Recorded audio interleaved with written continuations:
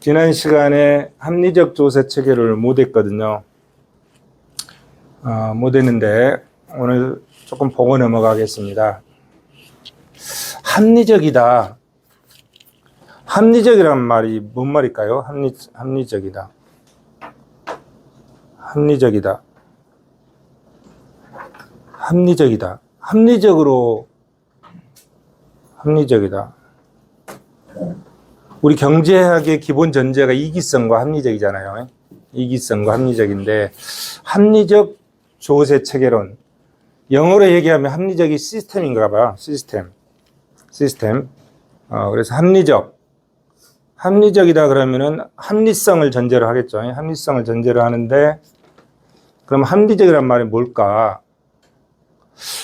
어떤 목표를 정해 놓으면 그 목표를 달성하기 위해서는 어떤 수단을 이용해야 될 거 아니에요. 수단을. 그래서 목표를 달성하기 위한 그 목표를 달성하기 위한 수단이 일관성이 있는 것이 합리성이 아닐까 하는 생각이 들거든요. 합리성. 여러분들이 합리성이 뭔지는 여러분들이 개념을 좀 정리를 해보세요. 합리성. 목표와 수단 간의 일관성. 그게 합리성이 아닌가 하는 생각도 드는데, 어쨌든 조세 체계가 합리적이어야 된다 이런 얘기죠. 조세 체계가. 그러면 조세 체계가 어떻게 합리적인가에 대해서 이번 시간에 한번 살펴보도록 하겠습니다. 여기 보시면 이제 조세 체계의 역사성. 이건 사실 두 번째 시간에 다 한 거거든요. 두 번째 시간에 조세의 발달 과정에서 개략적으로 살폈던 내용들을 정리해 놓은 겁니다. 여기 조세 체계의 합리성에 맞게 정리해 놓은 거죠. 그 다음에 이제 본문으로 가서 합리적 조세 체계론. 그래서 여기 보면 조세 체계의 유용성, 합리성, 세목 간의 조화론, 조세 배분의 합리성, 이렇게 네 가지를 들고 있고, 그 다음에 이제 과세 기술, 세금을 걷는데도 기술이 필요한 것 같아요. 과세 기술. 세금을 잘 거두려면 세법도 잘 만들어야 되잖아요. 법을 잘 만들어야 되거든요. 그럼 법 제정 기술, 법을 잘 만들어야 되니까 그 법 제정 기술, 그 다음에 만들어진 법에 대해서 그것을 운용을 해야 되잖아요. 운용은 누가 하는 거예요? 사람이 하는 거잖아요. 그래서 그 운용 기술, 그런 것들이 아마 과세 기술인 것 같은데 어떤 내용들이 있는지 간략하게 한번 살펴보겠습니다. 자, 자본주의 초기의 성립기의 조세 체계, 이것들은 이제 봉건사의 영지 수입, 특권 수입 다 논했잖아요. 넘어가고요. 자, 잘 넘어가고, 다 얘기한 것들입니다. 넘어가고, 요것만 가지고 한번 살펴볼까요? 요것만 가지고 한번. 이제 앞에 얘기한 것들이 현대 자본주의 새로운 경향, 자본주의 발전 과정과 조세 체계. 요약한 거니까 한번 보죠. 자, 자본주의의 발전 단계, 자본주의 성립기. 그렇게 15, 16세기 중상주의가 지나고 나서 이제 17, 18세기 자본주의 성립기에 그때 중심적인 조세군이 소비세였다. 옛날에 한편 소비세가 좋은 세목이라 한 적이 있잖아요. 왜 그러면 사람들이 다 세금을 안 내려고 한단 말이야. 세금을. 그러면은 그때는 모든 사람들이 세금을 다 내게끔 하는 것이 평등, 공평성에 맞다. 이렇게 생각한 적이 있었잖아요. 뭐 승려라든지, 기사라든지, 귀족이라든지 이런 사람들도 세금을 내게 하는 것, 보편성. 그 보편성을 갖출 수 있는 조세가 소비세라고 그랬죠. 그래서 그다음 초기에는 그게 좋은 세금이라고 여겨졌다 이런 얘기예요. 소비세. 조세 체계의 경제적 작용으로 자본의 본원적 축적이 이루어진 자본주의 초기를 얘기하는 거죠. 그 다음에 이제 산업자본주의 시기, 비례적 수익세, 산업자본을 축적하던 그 시기, 그 다음에 독점자본주의 시대, 그때는 차별적, 누진적 종합소득세, 그리고 또 소비세의 비중도 그때 또 올라가고, 현대 자본주의에 와서 지금 시대로 와서는 대부분 이제 소득 중심의 소득세가 보편적이잖아요. 그래서 소득세의 대중과세와 어느 나라든지 소득세가 보편화되어 있어요. 거의 제일 많이 세수 중에 제일 많이 차지하는 것이 소득세인 것 같아요. 소득세가 대중과세 보편화되어 있고, 그 다음에 소비세 의존도 강화되어 있어요. 소비세. 소득세는 세금 걷기가 좀 어려워요. 민원도 많고. 근데 소비세는 우리나라 부가가치세 생각해 놓으면 내가 세금 낸지 안 낸지도 모르고 법만 만들어 놓으면 자동으로 거쳐져 버리거든. 그래서 소비세 의존 강화, 특히 이제 부가가치세죠. 이런 방향으로 해왔다는 것 한번 살펴보고요. 그 다음에 이제 두 번째, 합리적 조세 체계로. 그럼 조세 체계가 뭐냐? 조세 체계. 자, 여러 종류 개별 조세로 구성되는 전체적인 시각에서 하나의 질서. 조세가 많잖아요. 우리나라 조세도 몇 가지가 있죠? 국세, 지방세 다 합쳐가지고 20몇 개 되잖아요. 20몇 개. 20몇 개 되죠? 20몇 개. 14개에다가 11개, 25개인가요? 그렇게 이렇게 세목들이 굉장히 많아요. 세금의 종류가. 그럼 이걸 어떻게 체계적으로 묶어서 어느 부분에서 세금을 거둬들일 건지, 이렇게 이제 하는 것이 조세 체계죠. 뭐라고 했습니까? 하나의 질서단 말이야. 질서. 여러 종류의 개별 조세로 구성되는 전체적인 시각에서 하나의 질서를 조세 체계라고 한다. 세제를 부분적으로 검토하면 조세 체계 전체가 지니는 의미를 간과하는 우를 범할 가능성이 있다. 소득세, 법인세, 부가가치세 등 개별 세목들이잖아요. 이런 개별 조세를 독립적으로 하나하나만 다루다 보면은 전체적인 맥락을 잃어버릴 수 있다, 이런 얘기죠. 그렇기 때문에 큰 그림을, 숲을 보고 나무를 볼 필요가 있다, 이런 얘기겠죠. 조세 체계 전체를 구성하는 개별 세목들 간의 상호 관계를 전혀 도외시하는 결과를 초래했습니다. 하나하나만 살펴봤을 때는 그 세목들 간의 서로 간의 관계를 잊어버릴 수 있다, 이런 얘기예요. 그래서 개별 세목 간의 상호 관계를 파악하는 게 굉장히 중요하다, 이런 얘기가 되겠죠.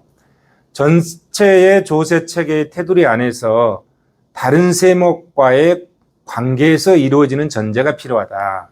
그래서 조세 체계가 필요하다, 이런 얘기죠. 자, 합리적 조세 체계론의 분석 목표 두 가지. 이것만 기억하면 될 것 같아. 세목 간의 충돌이 없어야 된다 말이야. 상호 충돌이 없어야 된다. 이렇게 소득세, 법인세, 부가가치세 이렇게 20몇 개 조세가 있잖아요.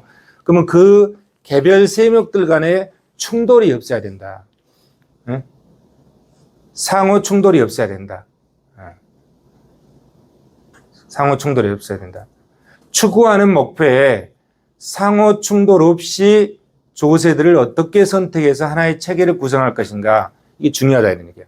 두 번째, 그럼 체계를 구성했잖아요. 그럼 어느 세목에서 어느 정도 세금을 거둬들일 것이냐, 이것도 중요하단 말이야. 세수상의 비중, 충돌이 없어야 되고 세수상의 비중, 이게 중요하다. 그래서 어떻게 하면 충돌이 없이 세목을 구성하고 또 그렇게 구성된 세목들 간의 체계 속에서 어느 부분에서 어느 정도의 세수를 확보하는 것이 중요한지, 이 두 가지의 분석 목표가 있다, 이런 얘기죠. 자, 유용성, 조세 체계의 유용성. 첫째, 특정한 정책 목표를 추구하는 경우 전체 조세 체계와 유리된 개별 세목의 조정이나 검토는 그 시행 과정에서 다른 세목과의 충돌을 극복해야 된다. 충돌이 없어야 된다. 여기 상호 충돌 없이 충돌이 없어야 된다, 이런 얘기죠. 두 번째, 지금 우리는 유용성을 보고 있는 거죠. 개별 세목만의 미시적 안목은 다른 조세와 중복될 수 있으므로 정책 효과의 이중성, 조세 부담의 중복 등을 극복해야 된다. 중복이 없어야 된다. 세 번째, 조세 체계의 접근은 세목 간의 충돌 및 조세 부담의 이중성 등을 극복할 수 있음으로 인해서 과세의 공평은 물론 자원 배분의 효율성도 추구해야 된다, 이런 얘기고. 넷째, 조세 체계의 전체적인 시각을 통해서만이 계층 간의 조세 부담의 공평은 물론 세제에 대한 민의를 조화롭게 수렴해서 국민의 조세 의식 개선에도 크게 기여할 수 있다. 조세 체계를 설정해서 살피면 이러한 유용성이 있다. 이런 얘기겠죠.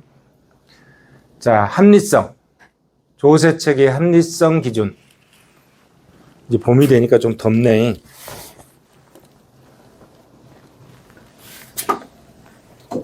조세 체계의 합리성 기준. 자, 조세 체계 합리성 기준. 두 가지 관점에서 살펴보는 거죠. 하나는 뭐죠? 과세 원칙론적인 입장. 하나는 과세 이상론적인 입장. 이 두 관점에서 합리성을 살펴보고자 합니다. 자, 조세 체계 합리성 기준에서 합리적인 조세 체계는 합리적으로 구성되어 있다. 조세 체계가. 그러면 그게 이상적이단 말이에요. 이상적. 근데 그거를 현실적으로 운영하는 데 있어서는 합리적으로 운영되지 않은 경우들이 많죠. 그래서 현실은 그 합리성이 흐트러지는 거죠. 그래서 그 흐트러진 현실의 조세 체계, 그걸 역사적 조세 체계라고 한다. 역사적 조세 체계. 역사적이라는 게 뭔 말입니까? 역사적이라는 게 우리가 하루하루 살잖아요. 한 90에서 100살, 이제 여러분들 한 100살까지 살 거야. 하루하루 사는데 1살 때, 2살 때, 3살 때, 4살 때, 100살 때까지. 그럼 그 100년 동안은 뭐가 되는 거죠? 100년 합쳐놓은 여러분들의 삶의 역사가 되는 거지. 역사란 게 그런 말이잖아요. 예, 조세도 마찬가지단 말이에요. 운영을 하는데 매년 조세 제도로 운영하잖아요. 근데 그게 쌓이고 쌓이면 그것이 역사가 되는 거잖아요. 현실의 역사가 되는 거지. 여러분들도 지금 한 24살 되잖아요. 계속 삶의 역사가 쌓여가는 거죠. 자, 조세 체계 합리성 기준. 하나의 조세 체계가 바람직하게 구성되고 있는가 판정하는 기준은 주관적인 특성을 띈다. 그것은 시대적, 역사적 특수성에서 비롯되어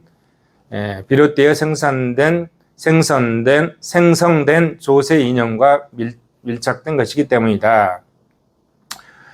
합리성이란 수단과 목표가 상호 일치해야 된다. 그것이 그런 걸 합리성이라고 한다. 이런 얘기지. 합리성. 합리적 행동. 수단과 목표가 일치하는 것.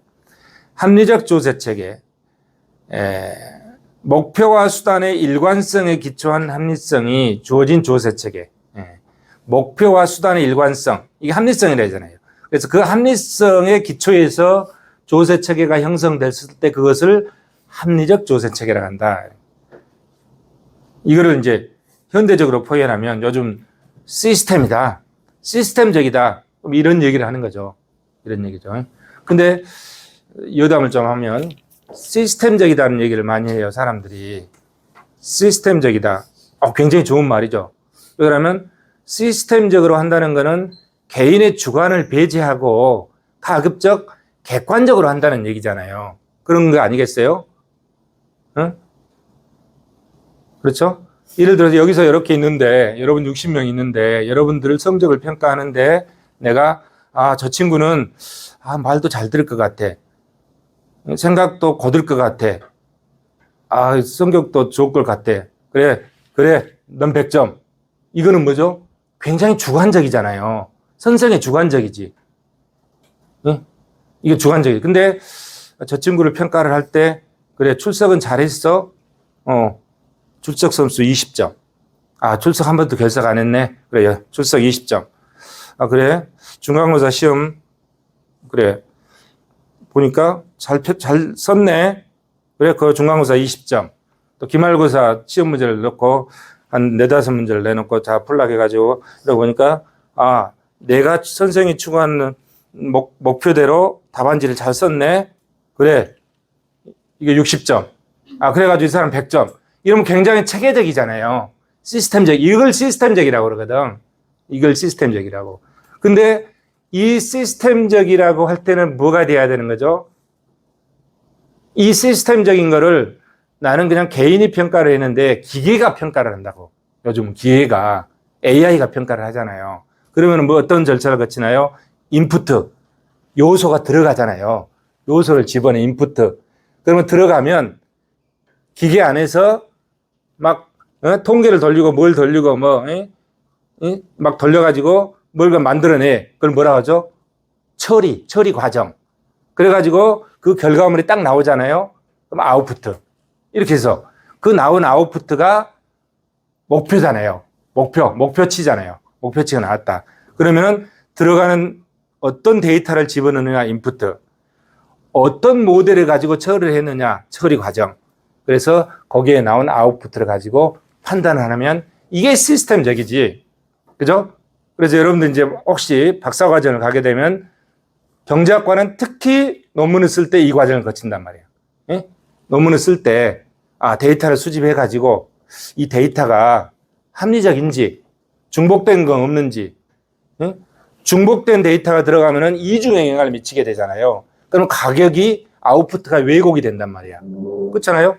그러면 그거를 통계적으로 뭐라고 그러죠? 다공성성 검증이라고 그러더라고. 다공성성 검증을 해서, 이중으로 들어간 데이터가 없다. 이렇게 한단 말이야.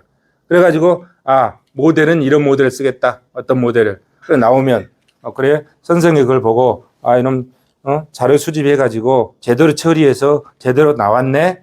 통계 분석 제대로 했네? 그래, 이게 맞는 거야. 이렇게 하고 이제 학위를 준단 말이야. 그럼 그 나온 데이터, 나온 결과치를 가지고 이제 해석을 하는 거지. 우리 사회 현상을 해석해서, 그래, 예? 논문을 쓴 사람 해석해서. 그럼, 이 과정을 보니까 잘했네. 오류 없이. 그래, 오케이. 그래서 이제 선생 5명이 모여서 사인을 해서 학위를 준단 말이야. 이게 시스템적이거든. 이게.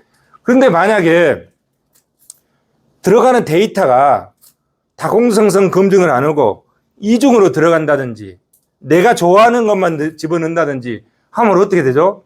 결과치가 왜곡되잖아요. 그러면은 요즘 특히 이제 여론조사를 하잖아요. 여론조사를. 여러분 여론조사 많이 돼야죠. 여론조사. 요즘 선거철이잖아요. 여론조사를 할 때 반드시 지금 제가 말씀드린 이 과정을 거칠 거라고. 데이터 분석을 할 때. 근데 어떤 여론조사 기관은 똑같은 걸 두고 이 사람 지지도는 50%, 또 여기서 다른 여론조사와 함께 이 사람을 했을 때는 30%. 이건 뭔가 잘못했잖아요. 이거는 왜 그러는 거죠? 투입되는 인풋, 투입되는 데이터를 왜곡한 거예요. 왜곡한 거예요. 그래서 그런 투입되는 데이터를 내가 좋아하는 것, 나란 건 누구죠? 내가 목표로 하는 결과치. 예? 거기에 내가 좋아하는 거 집어넣어버리면 내 목표대로 나와본단 말이야. 그러면 안 되는 거예요. 그러면 주관적인 것보다 더 나쁜 게 되잖아요. 요즘 그런 게 너무 많은 것 같아. 근데 그에 대해서 잘못됐다고 비판하는 사람도 없어요. 사회가, 여러분들이 지금 20대잖아요. 20대 아직 30대 안 됐죠. 여러분들은 그걸 바로 잡아야 돼, 그런 사회를. 그렇고, 그건 뭐죠? 공정하고, 정직하고, 정의로운 사회를 바로 잡아야지. 근데 우리처럼 이제 50대, 60대 되는 나이 든 사람들은 세상을 살면서 이제 능구렁이가 돼가지고, 아이고, 그럴 수도 있어. 이렇게 넘어가 버리거든. 그러면 안 된다는 거야, 사회가 그러면. 그러면 너무 잘못된 방향으로 흘러가는 거예요. 여러분들은 그런 사회가 돼서는 안 되잖아요. 이제 여러분들은 얼마나 미래가 창창하고 앞날이 창창하는 거예요. 그래서 여러분들은 바르게 보고, 바르게 분석하고, 바르게 평가하고, 그러면서 항상 나는 이제 재정학 선생이니까 뭐죠? 대한민국에서 세금 제일 많이 낸 사람 되란 말이야. 응? 그죠? 세금 제일 많이 낸, 그럼 여러분들이 제일 부자야. 쓸데없는 얘기를 했는데, 그게 합리성이란 말이야, 합리성. 합리적이라는 게, 조세 체계를 설립할 때도 마찬가지라, 이게. 조세 체계를 설립할 때도, 예? 분석 잘해서. 근데, 조세 체계를 설립할 때 뭐라고 그랬습니까? 첫 번째, 상호 충돌이 없어야 된다. 상호 충돌이.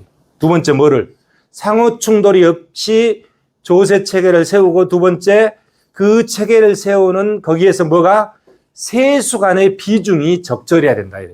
이 두 가지만 잘 설정이 되면은 합리적인 조세 체계가 설정이 된다. 그래서 다른 내용들이 많이 있는데 그 두 가지 부분만 살펴보도록 하겠습니다. 그래서 이걸 1시간에 우리가 늦었기 때문에 그 두 가지 부분만 살펴보면, 자, 여러 가지 기준들이 쭉 나오죠. 자, 과세 원칙론적 입장. 이거는 뭐냐면, 조세 원칙 우리 공부했잖아요. 지난 시간에 조세 원칙. 조세 원칙을 모두 충족하는 기준이다. 이런 얘기야. 조세 원칙이란 뭐라 했습니까? 합리성과 공평성 기준을 비롯한 수도 없이 많은 그 원칙들, 세금을 부과 징수하는 원칙들, 그것을 만족하는 입장. 이게 과세 원칙론적 입장. 그 다음에 과세 이상론적 입장은 뭔가 한번 봅시다. 과세 이상론적 입장. 자, 역사적으로, 자, 소비세가 좋았던 시절이 있었다고 그랬잖아요. 그런 시절이 있었어. 또 소득세가 좋았던 시절도 있었어. 이게 시대적으로, 역사적으로 항상 생각이 틀립니다. 그렇잖아요. 가치 이념이라는 게 하느님처럼 고정되어 있는 게 아니라 우리는 살아오는 시대마다 다 틀려. 60대인 내가 틀리고 20대인 여러분들이 틀려. 생각이 다 틀리단 말이야. 가치관이 틀리는 거예요. 그래서 그런 시대에 따라서 어떤 세금이 좋은 세금이었냐. 과세 이상론적 합리성 보는 거예요. 그런 건 다 차치하고 충돌 없이 어떻게 세수를 잘 배정할 것인가 그 부분만 보겠습니다. 자, 여기 보면 이제 조세 원칙들의 구성 측면에서 특징, 세목 간의 내부 적합성, 충돌이 없어야 된단 말이야. 세목 간의 충돌이 없어야 돼. 이걸 뭐라 한다? 세목 간의 내부 적합성이라고 한다. 충돌 없는 것.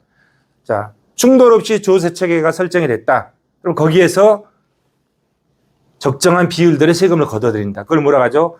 세수 비중의 균형적 배합. 자, 충돌 없이 세수 비중을 적절하게. 그 두 가지를 얘기하는 거죠. 계속 그것만 얘기하는 거잖아요. 그 두 가지를 얘기한다. 이런 얘기예요. 그래서, 어떻게 형성이 되어 있는가 봅시다. 어떻게 형성이 되는지. 최종적으로 어떻게 형성이 되어 있는가. 여기 보시면, 조세 배분의 합리성. 자, 세목 간의 목표 충돌적인 요소를 극복한다. 세목 간의 내부 적합성이라고 그랬죠, 이거.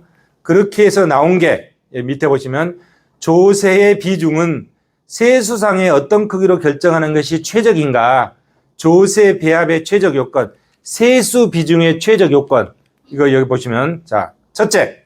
이게 핵심이야, 이제, 이걸 설명하기 위해서 앞에 게 여러 장을 지금 써놓은 거야. 첫째, 세수의 약 60, 70%를 조달할 수 있는 기간세를 어떤 세금으로 구성할 것이냐. 기간세. 어느 나라 마찬가지요. 자, 세수의 60, 70%를 걷어들이기 위해서 이 세금을 집중적으로 운영한다. 그게 뭐죠? 그게 있고, 그거 기간세. 그러면 나머지 20, 30%, 나머지 부족한 세금 어디서 걷어들일 것이냐? 이걸 보완세. 이걸 보완세라고 한다. 기간세, 보완세. 자, 기간세의 구성은 소득세, 법인세, 부가가치세. 우리나라로 봤을 때 이것이 60 내지 70%를 차지하고 있어요. 소득세가 제일 많죠. 그 다음에 법인세, 부가가치세. 소득세, 법인세, 부가가치세. 이게 60, 70%를 조달한다. 그 다음에 두 번째, 보완세는 나머지 뭐 재산세, 관세, 특소세, 주세, 기타 여러 세, 뭐 20몇 개 세금 중에 나머지 이런 것들로 한 20, 30%를 구성한다. 30, 40% 구성한다. 이런 얘기죠. 그죠? 이렇게 했을 때 세목 간의 내부 적합성이 있고 그 세목 간의 내부 적합성이 충족된 상태에서 세수 비중의 균형성이 달성된다. 이런 얘기죠. 그래서 우리나라나 대부분의 나라들은 소득세, 법인세, 부가세가 60, 70%, 나머지 보완세로서 재산세, 관세, 특소세, 주세 등이 한 30% 내외를 차지하고 있다. 이런 얘기죠. 근데 부가가치세는 지난 시간에 얘기했듯이 부가가치세는 미국이나 일본은 일본은 있구나. 일본인데 미국은 부가가치세 제도가 없습니다. 미국은 직접세 중심이야. 부가가치세가 없어요. 특수한 경우죠. 자, 이렇게 해서 조세 체계의 합리적 조세 체계를 살펴봤습니다. 나머지는 이제 읽어보시면 될 것 같아요. 다 그 얘기예요. 세목 간의 내부 적합성, 세수 비중의 균형성, 그 얘기를 가서 풀어서 하고 있는 거예요. 자, 그 얘기를 하고, 그 다음에 이제 과세 기술이 중요해요, 기술. 세금을 부과하고 징수하는데도 기술이 중요하다, 기술이. 자, 과세 기술. 과세 기술은 조세 이념을 실현하는 일종의 기술이다.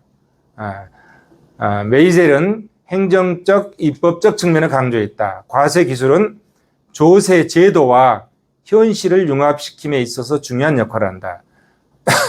조세 정책의 성패를 좌우한다. 과세 기술은 성공적인 조세 정책의 선행 요건이다. 그럼 과세 기술이 어떤 게 있는가 봅시다. 과세 기술의 과제. 첫째, 새로운 세금을 도입할 때 그 근거와 타당성. 두 번째, 세율 변동의 근거와 타당성. 세 번째, 세율의 결정. 네 번째, 과세 대상의 결정. 다섯 번째, 과세 도입 시기의 결정. 여섯 번째, 탈세, 불성실 신고에 대한 처벌 등 이런 과세 기술의 과제들이 있다. 이런 얘기고. 이런 과세 기술의 합리성 기준. 첫째, 징세비와 수능비가 너무 크지 않아야 된다. 두 번째, 세제의 경제적 효과가 부정적이지 않아야 된다. 과세 기술의 합리성 기준. 그리고 과세 기술의 합리성 기술을 적용함에 있어서 고려해야 될 사항. 첫째, 세목의 내용을 어떻게 형성할 것이냐. 세목의 내용. 세금 이름도 굉장히 중요합니다. 세금 이름이 굉장히 중요해. 세금 이름이 마치 세금이 아닌 것처럼 이름을 지어가지고 세금으로 부과 징수하는 것들. 이런 것들이 많아요. 이런 것들이 많아요. 자, 새로운 세제에 대한 사람들의 태도, 의견, 여론, 새로운 세제를 도입하는 데 필요한 근거, 과세 원칙상의 문제 등을 고려할 필요가 있다. 국민의 조세 의식, 조세 도의, 국가 목표, 경비 지출에 대한 견해, 태도 등을 검토하고 고려할 필요가 있다. 세목의 내용을 어떻게 형성할 것인가, 이걸 고려해야 된다고. 두 번째는 역사적, 제도적, 행정적 측면도 고려해야 된다. 정부의 행정구조, 행정질서, 경제질서, 경제법, 조세법, 기업 형태, 기업의 행동 양식, 기업의 장부 기장 제도, 기업의 경영 방식, 이런 것들을 다 고려해서 할 필요가 있다. 이런 얘기예요. 그래서 이 과세 기술은 이러한 경제 질서 및 납세자의 행동에 영향을 미치므로 여러 여건을 고려해서 운영할 필요가 있다. 이런 얘기 같습니다. 세법 제정의 기술, 세목의 명칭을 어떻게 붙일 것이냐. 아까 금방 얘기했잖아요. 명칭이 중요하다. 마치 세금이 아닌 것처럼 명칭을 붙여가지고 세금으로 거둬들인 경우들이 많다. 각 나라들이, 우리나라뿐만이 아니고. 그 다음에 신세 도입 시기. 시기도 굉장히 중요하다. 타임이 중요하다. 타임이. 세율 인상이나 신세 도입의 경우 세법 시행 이전에 이미 실효효과가 나타나기 때문에 이 도입 시기가 중요하다. 이럽니다. 그 다음에 세법의 작성, 과세 객체 선정, 과세 표준의 결정, 인적 측면, 세법을 작성, 세법 제정 기술도 필요하다. 이런 거죠. 이게 아무나 막 이렇게 법을 만든 사람이라고 해서 만드는 게 아니고 이 부분에 세법 측면에서 법을 만드는데 전문성이 있어야 된다. 이런 얘기죠. 그 다음에 여러 가지 과세 표준, 과세 표준은 뭐로 할 것이냐? 소득세로 할 것이냐? 소득세로 할 것이냐? 소득세는 뭐고 소득세는 뭐라겠죠? 소득세는 소득이고 수득은 외형을 기준으로 하는 거예요. 외형을. 소득의 외형을 기준으로 하는 거예요. 소득세는 소득의 순소득을 기준으로 하는 거예요. 납세 의무자의 결정도 중요하다. 이런 얘기예요. 그래서 이렇게 세법을 제정할 때 이런 것들을 고려할 필요가 있다. 이런 얘기고. 이런 것들이 다 과세 기술이에요. 그 다음에 세율을 선택할 때도 과세 기술이 필요하다. 세율. 세율을 선택할 때, 세율을. 이렇게 세율을 선택하는데도 과세 기술이 필요하다. 쭉 나와죠. 그 다음에 납세 협력 비용과 징세 비용도 마찬가지다. 이런 얘기죠. 납세 협력 비용, 징세 비용 쭉 살펴보시면 되고. 쭉 넘어갈게요. 여기까지 하고 이제 오늘 할 것. 자, 조세 체계 합리성에서는 두 가지만 기억하면 된다고 그랬죠. 뭐라고 그랬습니까? 세목 간의 내부 적합성. 그 다음에 세수 비중. 이것만 기억하시면 될 것 같습니다. 자, 그리고 이제 이번 시간에 할 게 조세 제도론입니다. 자, 여기서 조세 제도론이라고 이름을 붙여놨는데요.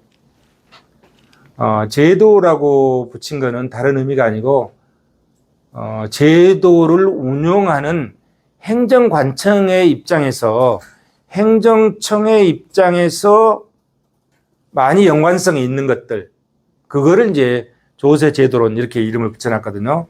그래서 1장에서 조세 구조론, 2장에서 조세 재배분론, 3장에서 조세 지출론, 4장에서 최적 세제 개혁론, 5장에서 조세 심리론, 6장에서 조세 행정의 문제와 탈세 이론 이렇게 했는데 오늘 1장, 2장, 3장을 하고 다음 주에 4장, 5장, 6장을 하도록 하겠습니다.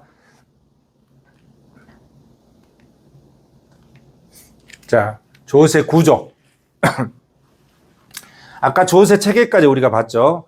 조세, 개별 조세가 20 몇 개 있다고 그랬죠. 우리나라에 25개인가요? 뭐 있잖아요. 25개. 그거를 체계적으로 구성한다고 그랬잖아요. 조세 체계 합리성. 체계적으로. 조세를 25개의 조세를 체계적으로 구성한다. 조세 체계 합리성. 어떻게 체계적으로? 첫 번째, 내부 적합성. 두 번째, 세수 비중의 균형. 이걸 얘기했잖아요. 조세 체계. 체계적으로 구성을 해서, 그 다음에 조세 구조를 만든다. 이러니까. 조세 구조를 만든다. 그러면 이 조세 구조의 개념을 한번 보죠. 조세 구조. 텍스 스트럭처 그랬잖아요. 뼈대. 구조. 스트럭처. 어떤 한 나라에 여러 종류의 조세가 모여서 조세 체계를 만들고 그렇게 만들어진 전체적인 뼈대를 조세 구조로 간다. 조세 구조 이해되시죠? 조세가 있고 조세 체계가 있고 조세 구조가 있잖아요. 체계적으로 만들어진 뼈대, 그거를 조세 구조로 간다. 텍스 스트럭처. 그래서 조세 구조 변동의 일반 이론. 하인리는 경제의 발전 과정의 각 단계에 있어서 조세 구조가 어떻게 변하는가 경험적으로 관찰을 해서 정리한 내용이 있어요. 그 다음에 조세 구조의 장기적 변화에 관한 모형, 이행적 초기 단계, 이행적 최종 단계, 그 다음에 이 이행적 과정이 지나고 난 근대 사회의 조세 구조, 이렇게 해서 분류가 되어 있습니다. 쭉 한번 보겠습니다. 자, 근대화 단계. 한번 읽어볼까요? 근대화 단계. 성장 과정에서 나타나는 소득과 부의 재분배 문제, 사회복지 및 사회보장 등을 위한 조세 구조 또는 조세 정책 구사보다는 불황시의 경기조정적인 세제 등을 일련의 새로운 정책적 요구에 부응하는 조세 구조를 선택할 수 있는 신축성 있는 가능성을 제시하고 있다. 예를 들어서 부의 재분배를 위해서는 직접세, 중심의 조세 구조로 전환하는 것이 필요하다. 그죠? 직접세는 누진세에 의해서 소득세 보면 되잖아요. 누진세에 의해서 많이 번 사람은 세금 많이 내고 적게 번 사람은 세금 적게 내고 이렇게 되잖아요. 그러면 뭐죠? 부의 재분배, 소득 분배의 격차를 줄여줄 수 있잖아요. 이걸 수직적 공평성이라고 그랬잖아요. 그러기 위해서는 뭘 해야 된다? 부의 재분배를 위해서는 직접세 중심의 조세 구조를 짤 필요가 있다 이런 얘기죠. 그 다음에 반대로 경제 확대 성장이 필요하다. 자, 부의 분배보다는 성장이 더 필요하다 이래요. 성장이 필요하다. 이럴 때는 간접세 중심의 조세 구조를 설정할 수 있다. 반대로 경제 확대 성장이 중요시되면 간접세 중심의 조세 구조로 전환할 수 있는 신축성 있는 조세 구조 설계가 필요하다. 자, 부의 재분배에서 경제 성장 확대로 만약에 조세 구조를 바꾸고 싶다. 그러면 이걸 바꾸려면 신축성이 있어야 되잖아요. 그렇기 때문에 신축성 있는 가능성이 필요하다 이런 얘기죠.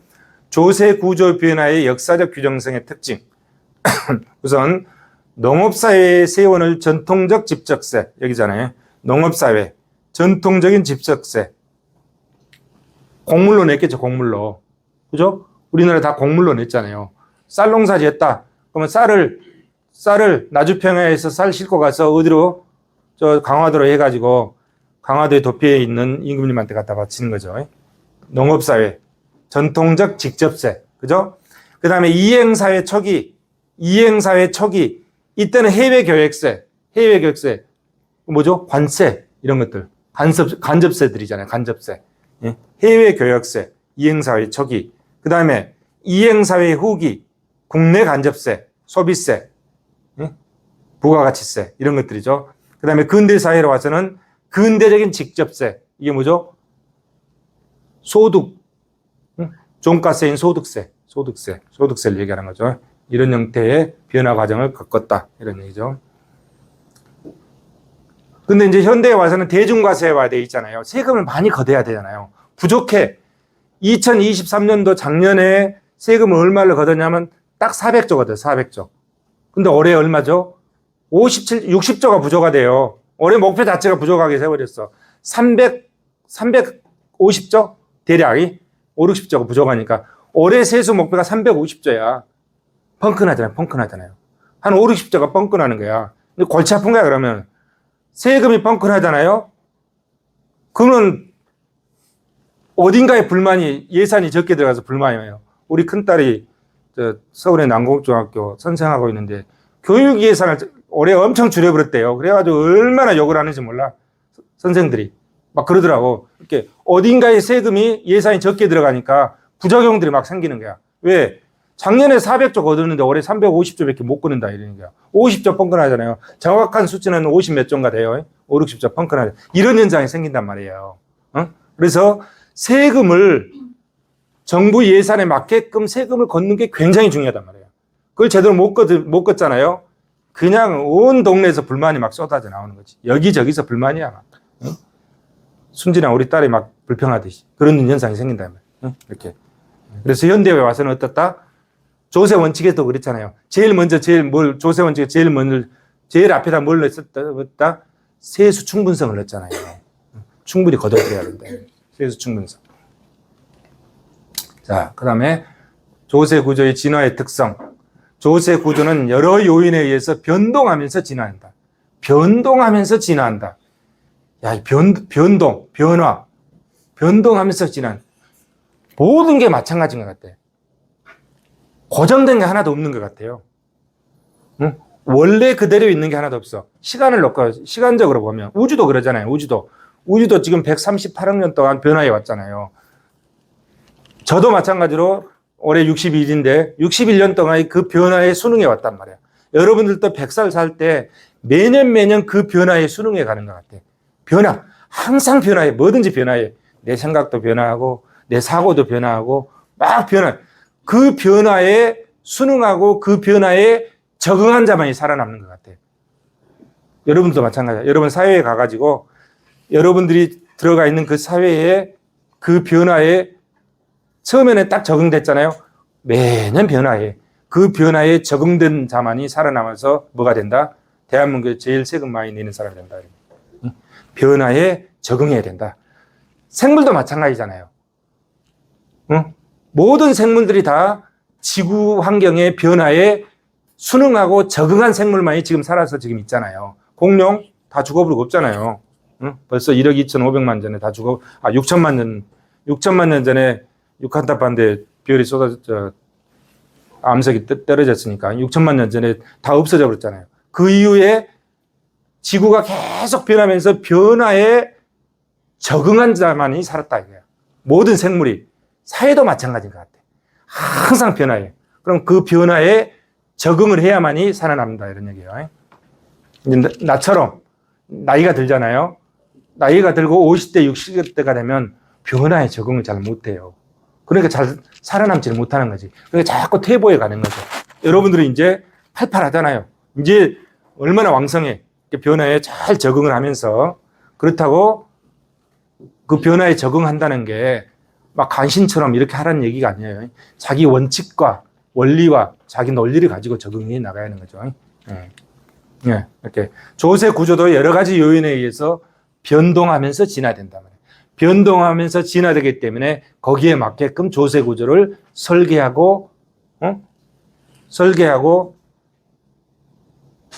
줄 필요가 있다. 이런 얘기죠.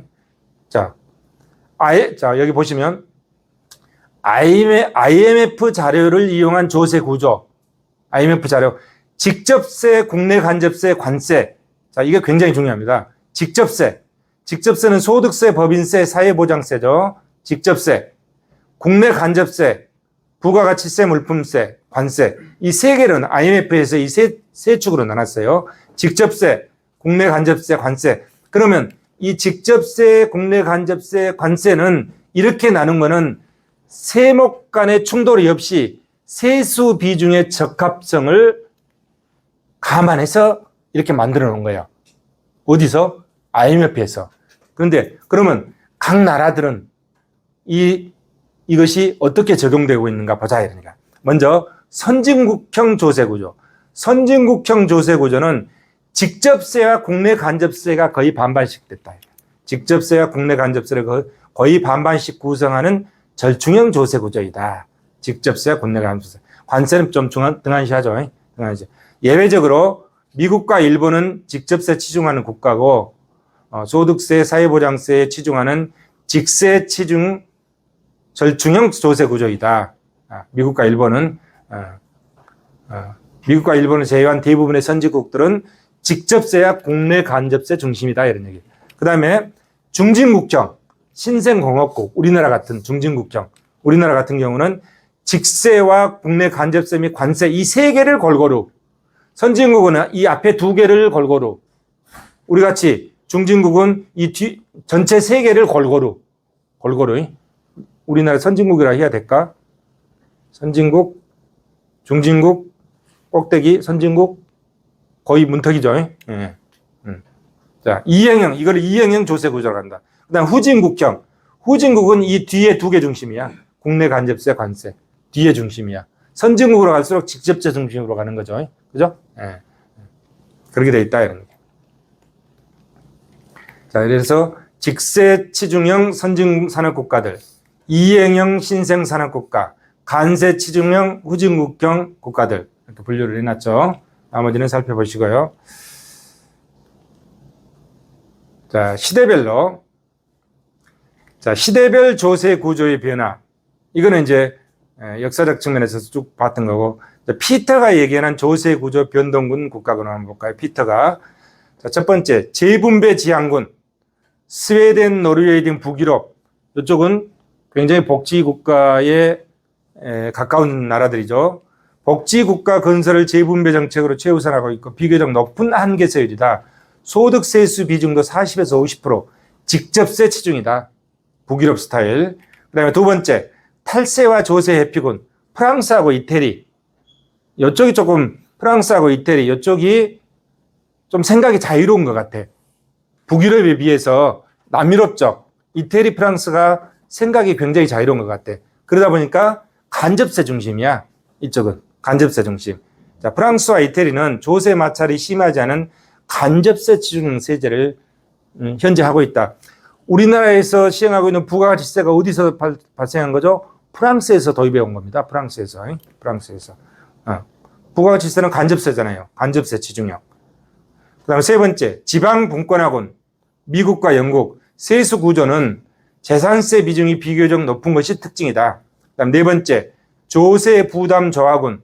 독일, 네덜란드, 벨기에, 오스트리아 이런 나라들. 직접세와 간접세의 비교적 균형 있는 비율이다. 징세비 최소화를 하기 위해서는 뭐다? 간접세 중심으로 한다. 간접세 중심으로. 그 다음에 재정환상. 재정환상의 개념을 한번 볼까요? 재정환상.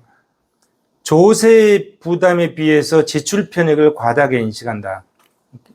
조세 부담에 비해서 지출 편익을 과다하게 인식한다. 국가에서 뭘 만들어주면 좋잖아요. 응? 고속도로도 뚫어주면 좋고, 그냥 지금 KTX로 서울에서 부산까지 2시간 걸리는데 원통으로 해가지고 뭐를 해버리면 30분 만에 가본다며요. 그렇게 해주면 좋지.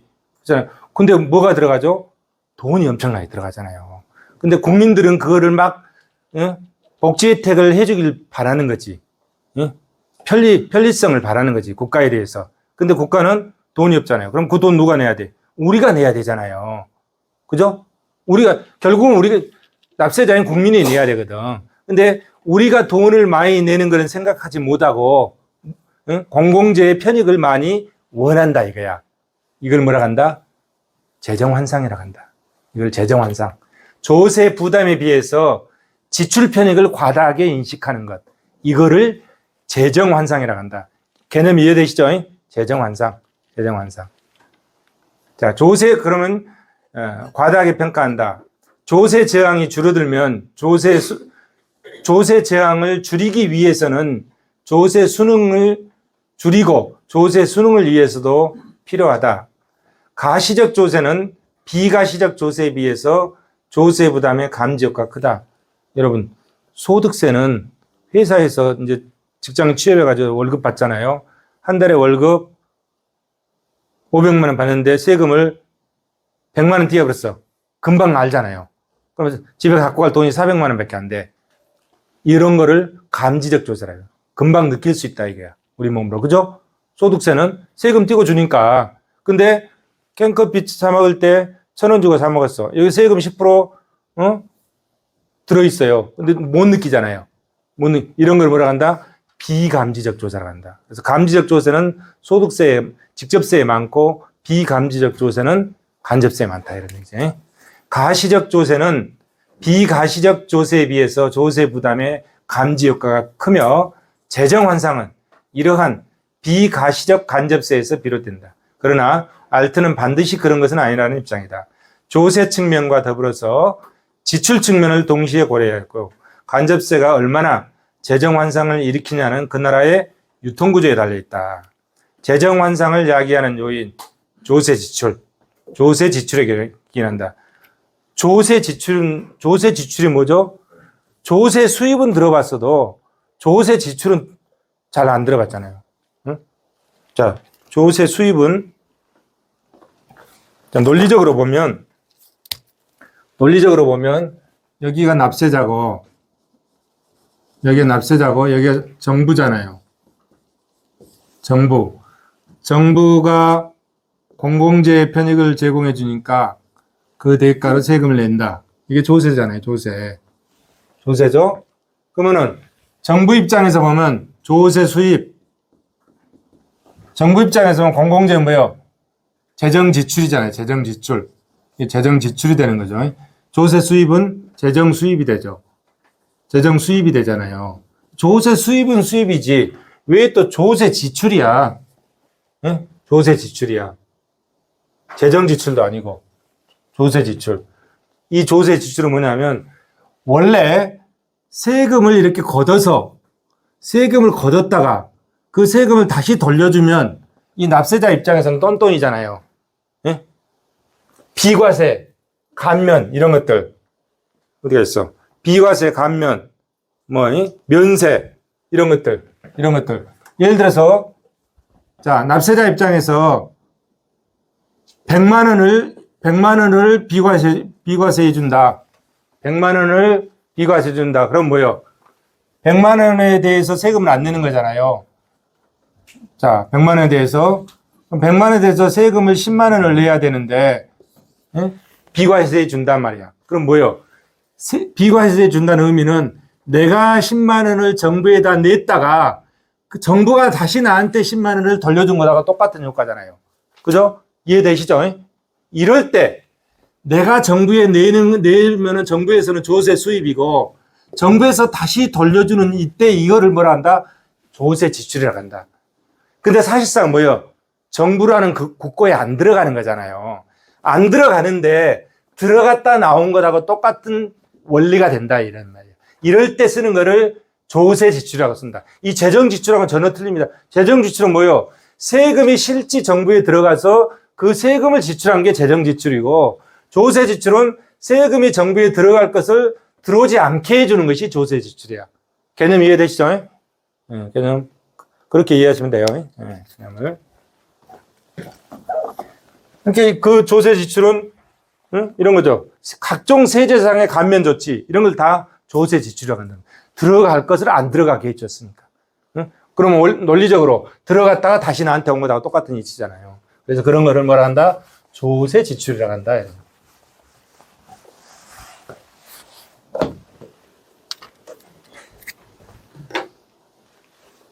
알특걸 이제 봤죠? 그 다음에 조세 부담의 측정. 자, 그러면 세금을 우리가 어느 정도 내고 있느냐 비교해 볼 필요가 있잖아요. 우리는 어느 정도 내고 있고 다른 OECD 국가는 세금을 어느 정도 내고 있냐 이거 비교해. 비교하려면 그 기준이 있어야 되잖아요. 기준이 어떻게 기준이 있냐? 그걸 조세 부담률이라고 한다. GDP 대비 세금을 얼마 내고 있느냐? 이게 조세 부담률이야. 예? GDP 대비 세금을 얼마 내고 있느냐? 근데 이 GDP는 뭐예요? 정부의 GDP잖아요. 국가의 GDP죠. 근데 정부는 중앙정부도 있고 지방정부도 있죠. 보면은 자, 첫째, 조세의 크기는 중앙정부가 징수하는 국세와 지방세를 합한 총 조세의 크기다. 근데 IMF는 중앙정부 것만 가지고 계산한다. 근데 OECD는 중앙과 지방을 다 더한 걸 가지고 계산하고 있다. 틀리잖아요. 분모가 틀리잖아요. GDP를 중앙정부 것만 가지고 할 거냐, 지방정부 것만 가지고 할 거냐. IMF는 이 조세 부담률을 계산할 때 중앙정부 것만 가지고 하고 있고, OECD는 중앙과 지방을 합한 거로 계산하고 있다. 이런 얘기예요. 기준이 틀리다. GDP 대비 어느 정도 세금을 내고 있느냐. 이게 조세 부담률이고 그걸 가지고 각 나라마다 비교해 본단 말이에요. 세금 부담이 어느 정도 되는지 이해되시죠? 조세 부담률의 비교. 2019년에 딱 그쳤네. 2019년 하다가 이 책이 2019년에 자료 수집하니까 그때 딱 그쳤네. 참고하시고 요즘 또 이제 기획재정부에 들어가면 조세 개요라고 지금 2023년이 4년이잖아요. 그럼 2023년 조세 개요가 딱 나와 있어요. 거기 들어있는 내용들입니다. 출처 조세 개요 2023년 기획재정부에서 어느 정도 되나 보죠. 자, 조세 부담률 한번 비교해 볼까요? 나라마다 비교한 것도 어디 있을까요? 나라마다 비교한 것도 있죠. 있고 또 국세와 지방세 비교한 것도 있고 쭉 있죠. 또 국민 부담률도 있고 조세 부담률, 국민 부담률. 여기 보시면 2022년, 2023년께 안 나왔다. 이게 예산안이 아니기 때문에 기획재정부의 조세 개요는 한 템포 늦어요. 예산안은 앞으로 보는 거잖아요. 근데 이 조세 개요는 뒤에 결과치를 보는 거예요. 뒤쪽으로. 조세 개요는 뒤쪽으로 보는 거고 예산은 앞으로 보는 거고. 그래서 이거는 조세 개요이기 때문에 2023년께 지금 안 나왔어요. 2022년 것 통계까지만 지금 들어있는 겁니다. 자, 그러면 여기 보면은 우리나라 조세 부담률이 어느 정도인가 봅시다. 어느 정도인가 보죠. 우리나라 조세 부담률 22.1%, 2021년 기준 22.1%, 미국 20.2%, 일본 19.8%, 프랑스 30%, 독일 24%, 이태리 29%, 영국 26%, 그래서 OECD 평균 25%. OECD 평균은 조금 미달하네, 우리가. 그죠? 조세 부담률. 국민 부담률이라고 있어요. 국민 부담률. 국민 부담률은 뭐냐면, 조세 부담률보다 국민 부담률이 더 높죠? 여기 보시면, 우리나라 조세 부담률은 2021년도에 22.1%인데, 국민 부담률은 29.9%, 거의 30%다. 더 높잖아요. 부담률이 더 높으려면 어떻게 되죠? 분모가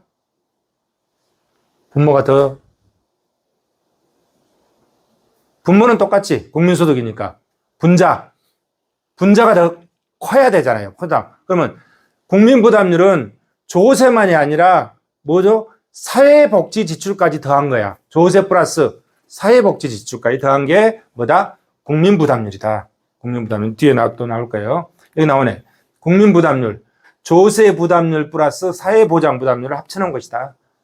GDP 대비. 유리니까 퍼센티지잖아요. GDP 대비 합쳐놓은 거다. 그래서 그러면 사회보장 부담률이 뭐가 있느냐? 뭐가 있죠, 여기? 4대 보험. 4대 보험을 합쳐놨다. 그러면 돼요.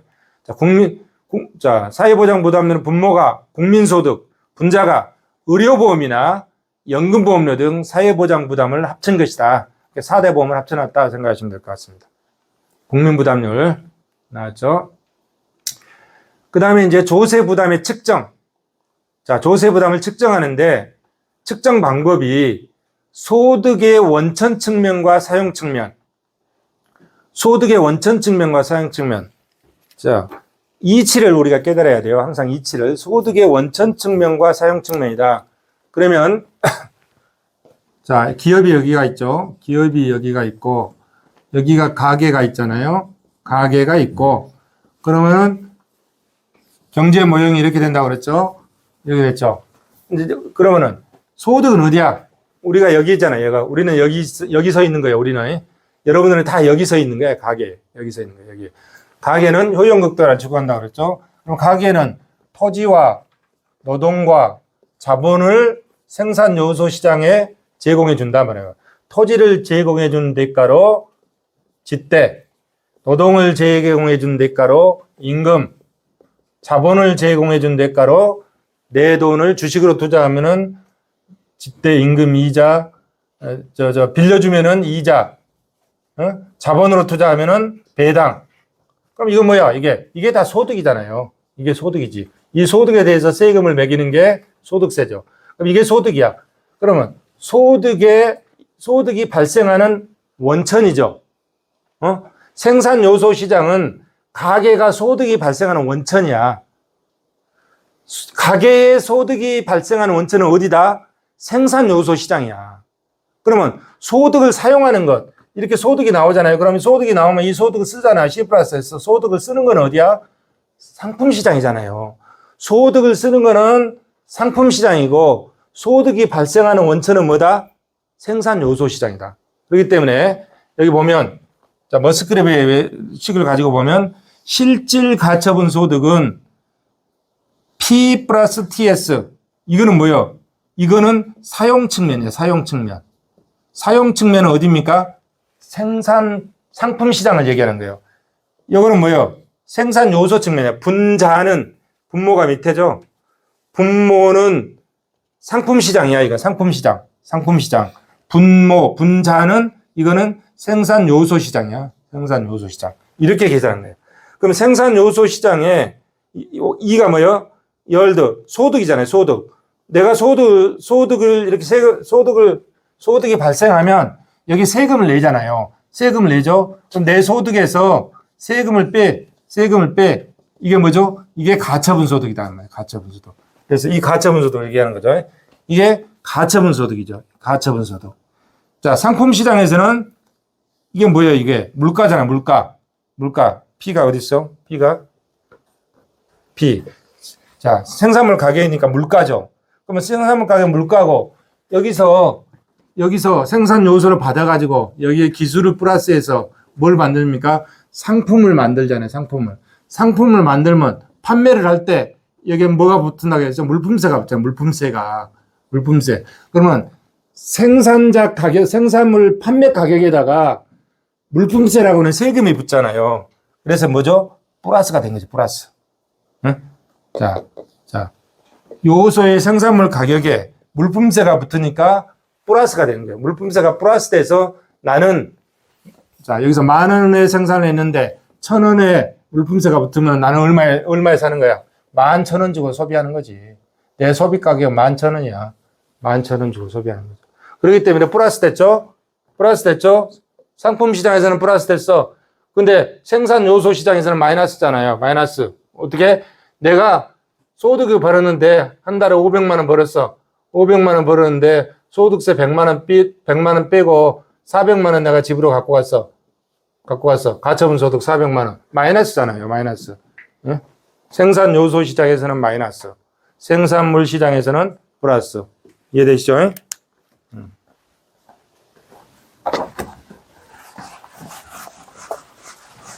근데 이걸 글로 읽으면 전혀 이해가 안 되잖아요. 그림으로 그리면 금방 이해가 되잖아요.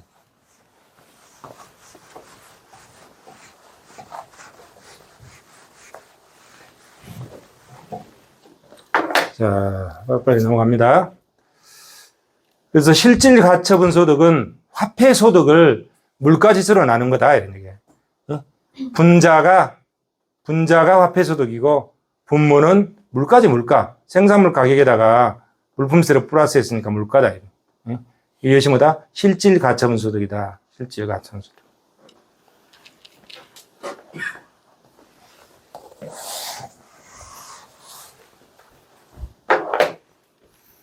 자, 조세 부담의 또 측정 방법에서 일반 균형 분석과 부분 균형 분석.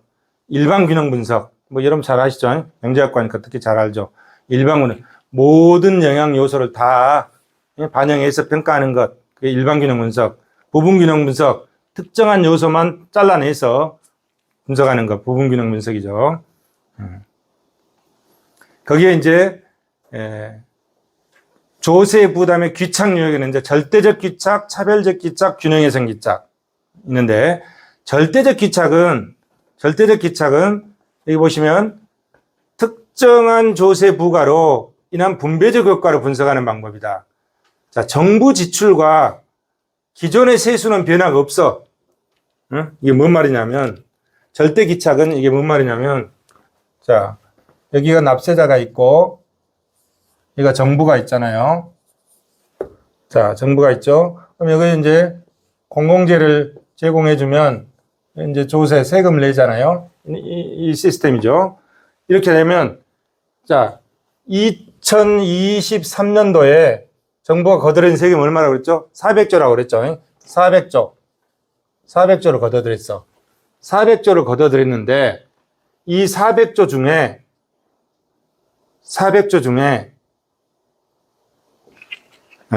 저걸 보고 넘어와야 되겠다. 저걸, 여기에 있나? 여기. 이걸 안 보고는, 자, 여기 보세요. 이거는 2022년 거를 가지고 한번 보죠. 2023년 게 아니네. 2022년 거를 보면, 총 국세가, 여기도 400조네. 2022년이나 3년이나 거의 비슷하게 거뒀구만. 396조잖아요. 400조 정도 되잖아요. 작년에는 정확히 400조였어. 근데 재작년에는 396조였네. 이거 보면 396조잖아요. 거의 비슷하잖아요. 396조였죠. 396조였는데 소득세가 몇 %죠? 소득세가 32.5%. 법인세가 몇 %죠? 이 396조 중에 법인세가 26%. 그 다음에 3대세 부가가치세 어디 갔나? 부가가치세. 부가가치세 위에 있겠네. 부가가치세가 몇 %죠? 부가가치세가 20%. 그러면 이거 봅시다. 32%, 32.5, 26.2, 20.6. 그러면 얼마야? 1, 하나 올라가고, 6, 7, 8, 9, 3, 4, 5, 6, 7. 79.6% 차지하잖아요. 3대 세목이 소득세, 법인세, 부가가치세 3개가 79%를 차지한다. 3, 4, 5, 6, 7, 7이죠. 3, 4, 5, 6, 7, 79%를 차지한다. 거의 80% 차지하네요, 우리나라. 예? 차지하잖아요. 그러면, 아까 절대기착을 설명할 때, 그러면, 자, 396조잖아요. 2022년도에 396조야. 396조. 그럼 396조 중에 이 부가가치세가 20.6%죠. 부가가치세 26% 중에 이 부가가치세 26% 중에 저거를 이건 비슷해. 소득세 32% 소득세가 굉장히 많네. 32.5% 중에 만약에 소득세를 10%를 줄인다. 소득세를 10%를 줄인다. 10%를 줄이고 다른 세금으로 부과한다고 가정을 해봅시다. 이 32.5% 중에 소득세가 32.5%인데 10% 줄이면 22.5%가 되잖아요. 소득세를 10%를 줄여서 다른 세금을 부과한다고 했을 때, 자, 그러면, 그랬을 때 그 소득세를 줄이고 다른 세금을 부과함으로 인해서 계층별로 미치는 영향이 어떻게 될 것인가.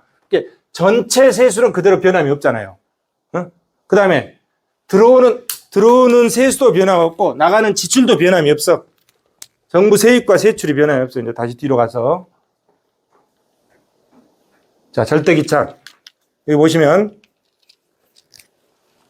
기존의 세수는 변하지 않고 정부 지출도 변하지 않고 그냥 396조는 그냥 들어와서 나간다 이게야. 그랬을 때 이거를 특정한 조세 부과로 분배적 효과, 계층 간의 영향을 어떻게 미칠 것인가.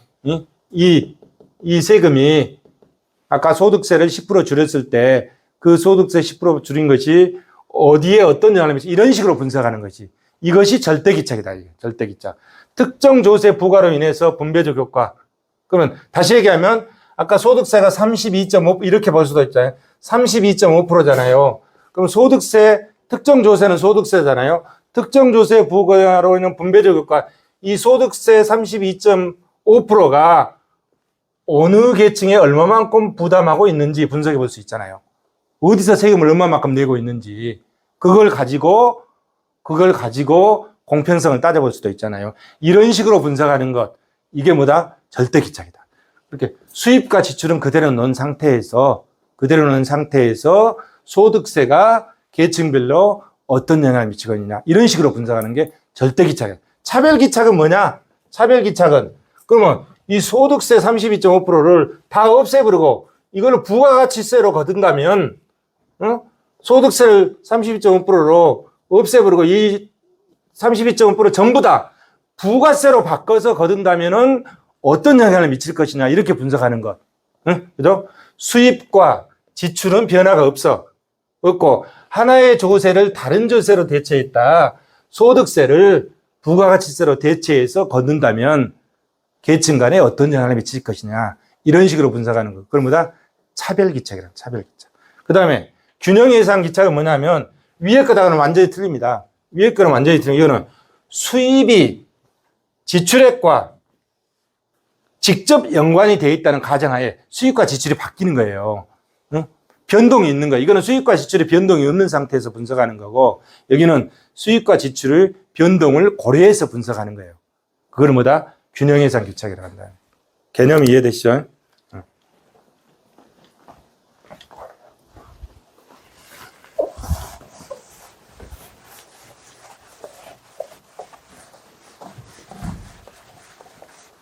와, 79%네. 소득세, 법인세, 부가가치세. 굉장히 우리나라는 잘 구성이 되어 있는 것 같아. 소득세도 32.5%, 부가가치세가 20%면 소득세, 법인세 80%에서 60%가 소득세하고 법인세가 60%잖아요. 그럼 직접세가 60%니까 굉장히 좋은 구조가 되어 있는 거죠. 되는 거지. 옛날에 제가 여러분들만 했을 때 공부했을 때하고는 전혀 다른 구조가 되어 있네. 지금 세수 체계가 전혀 다른 형태를 띠고 있구만.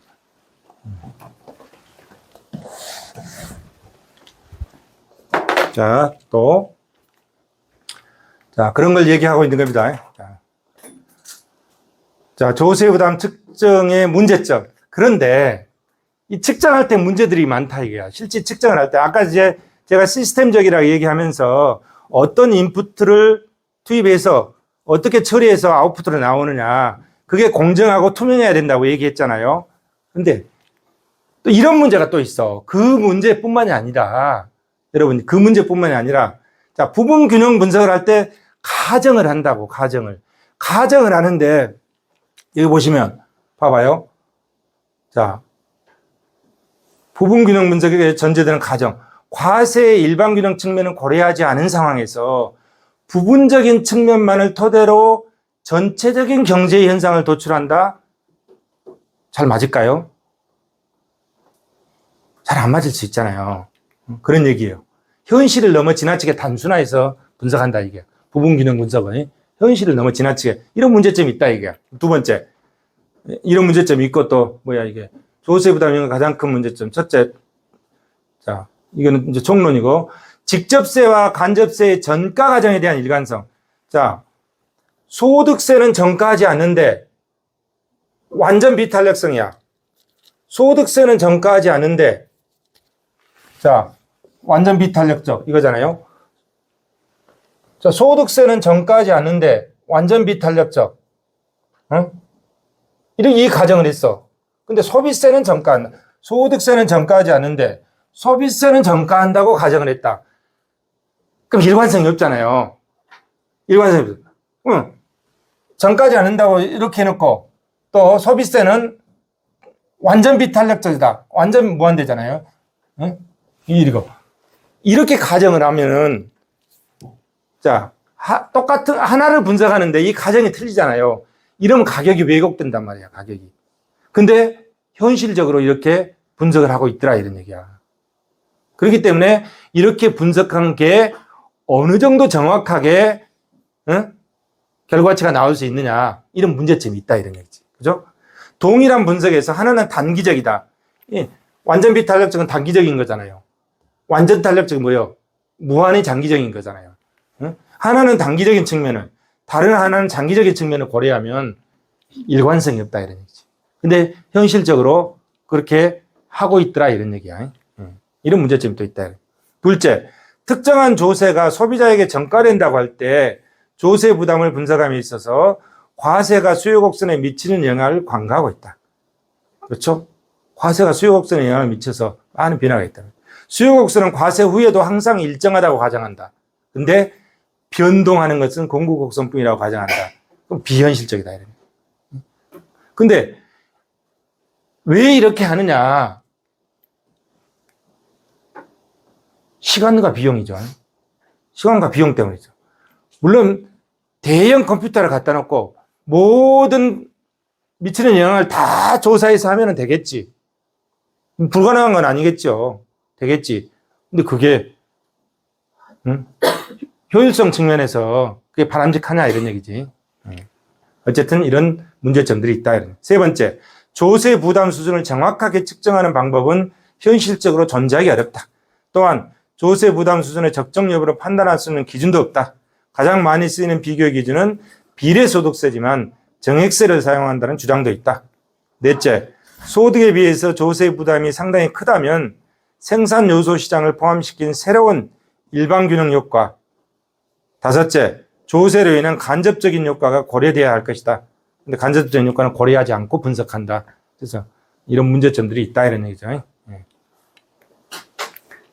그럼에도 불구하고 제한적 조건에서 우리는 분석을 한다 이런 얘기죠. 제한적 조건에서. 실증 분석의 문제점. 이런 문제점이 있죠. 가계조사 자료는 평균치만을 나타내고 있는데 그 평균치도 여러 문제점이 있다. 자, 소비 행태는 소득 계층별로 다르는데 이건 뭔 말이냐면, 자, 소득세 세율이 7단계잖아요. 하나, 둘, 셋, 7단계죠. 근데 7단계 다 틀리잖아요. 여기 소득, 여기 다 틀리단 말이야. 근데 평균치로 사용하는데도 평균 개념을 쓰는 것도 문제점이 있다는 거예요. 두 번째, 지출조사에서 가계 소비 지출액과 저축액을 합한 것이 소득으로 간주한다. Y는 C+S 분석한다. 여기에 대한 가계 소득은 변동하지만 소비 지출은 일정하다고 가정한다. 이런 문제점이 있다. 셋째, 특정 조세를 소득 계층 간에 어떻게 배분하느냐 하는 문제도 있다. 네 번째, 지하 경제의 규모와 양상도 틀린데 이에 대한 충분한 연구가 없다. 이런 문제점들이 있다 이런 거죠.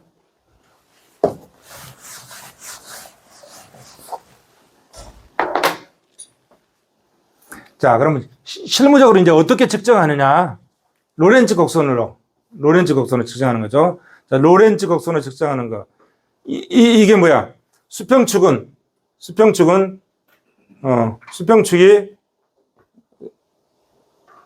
횡축이죠. 횡대. 수평축. 누적 가계 소득, 누적 가계 비율, 수평축은. 수직축은 종축이죠. 수직이 종축이니까 누적 가처분 소득 비율, 소득이잖아요. 누적 가처분 소득 비율, 누적 가계 비율 이렇게 나타났잖아요. 그래서 원점에서 출발해서 B점까지 이 대각선 완전 평등선. 자, 로렌츠 곡선은 이제 이렇게 휘어진 이거잖아요. 반달 모양으로 휘어진 게 로렌츠 곡선이죠. 로렌츠 곡선. 이 평등선에서 멀어질수록 불평등이 커지는 거죠. 멀어질수록 커지잖아요. 멀어질수록 커지는 거지. 이 로렌츠 곡선이 이 대각선에서 멀어질수록 불평등도는 커진다.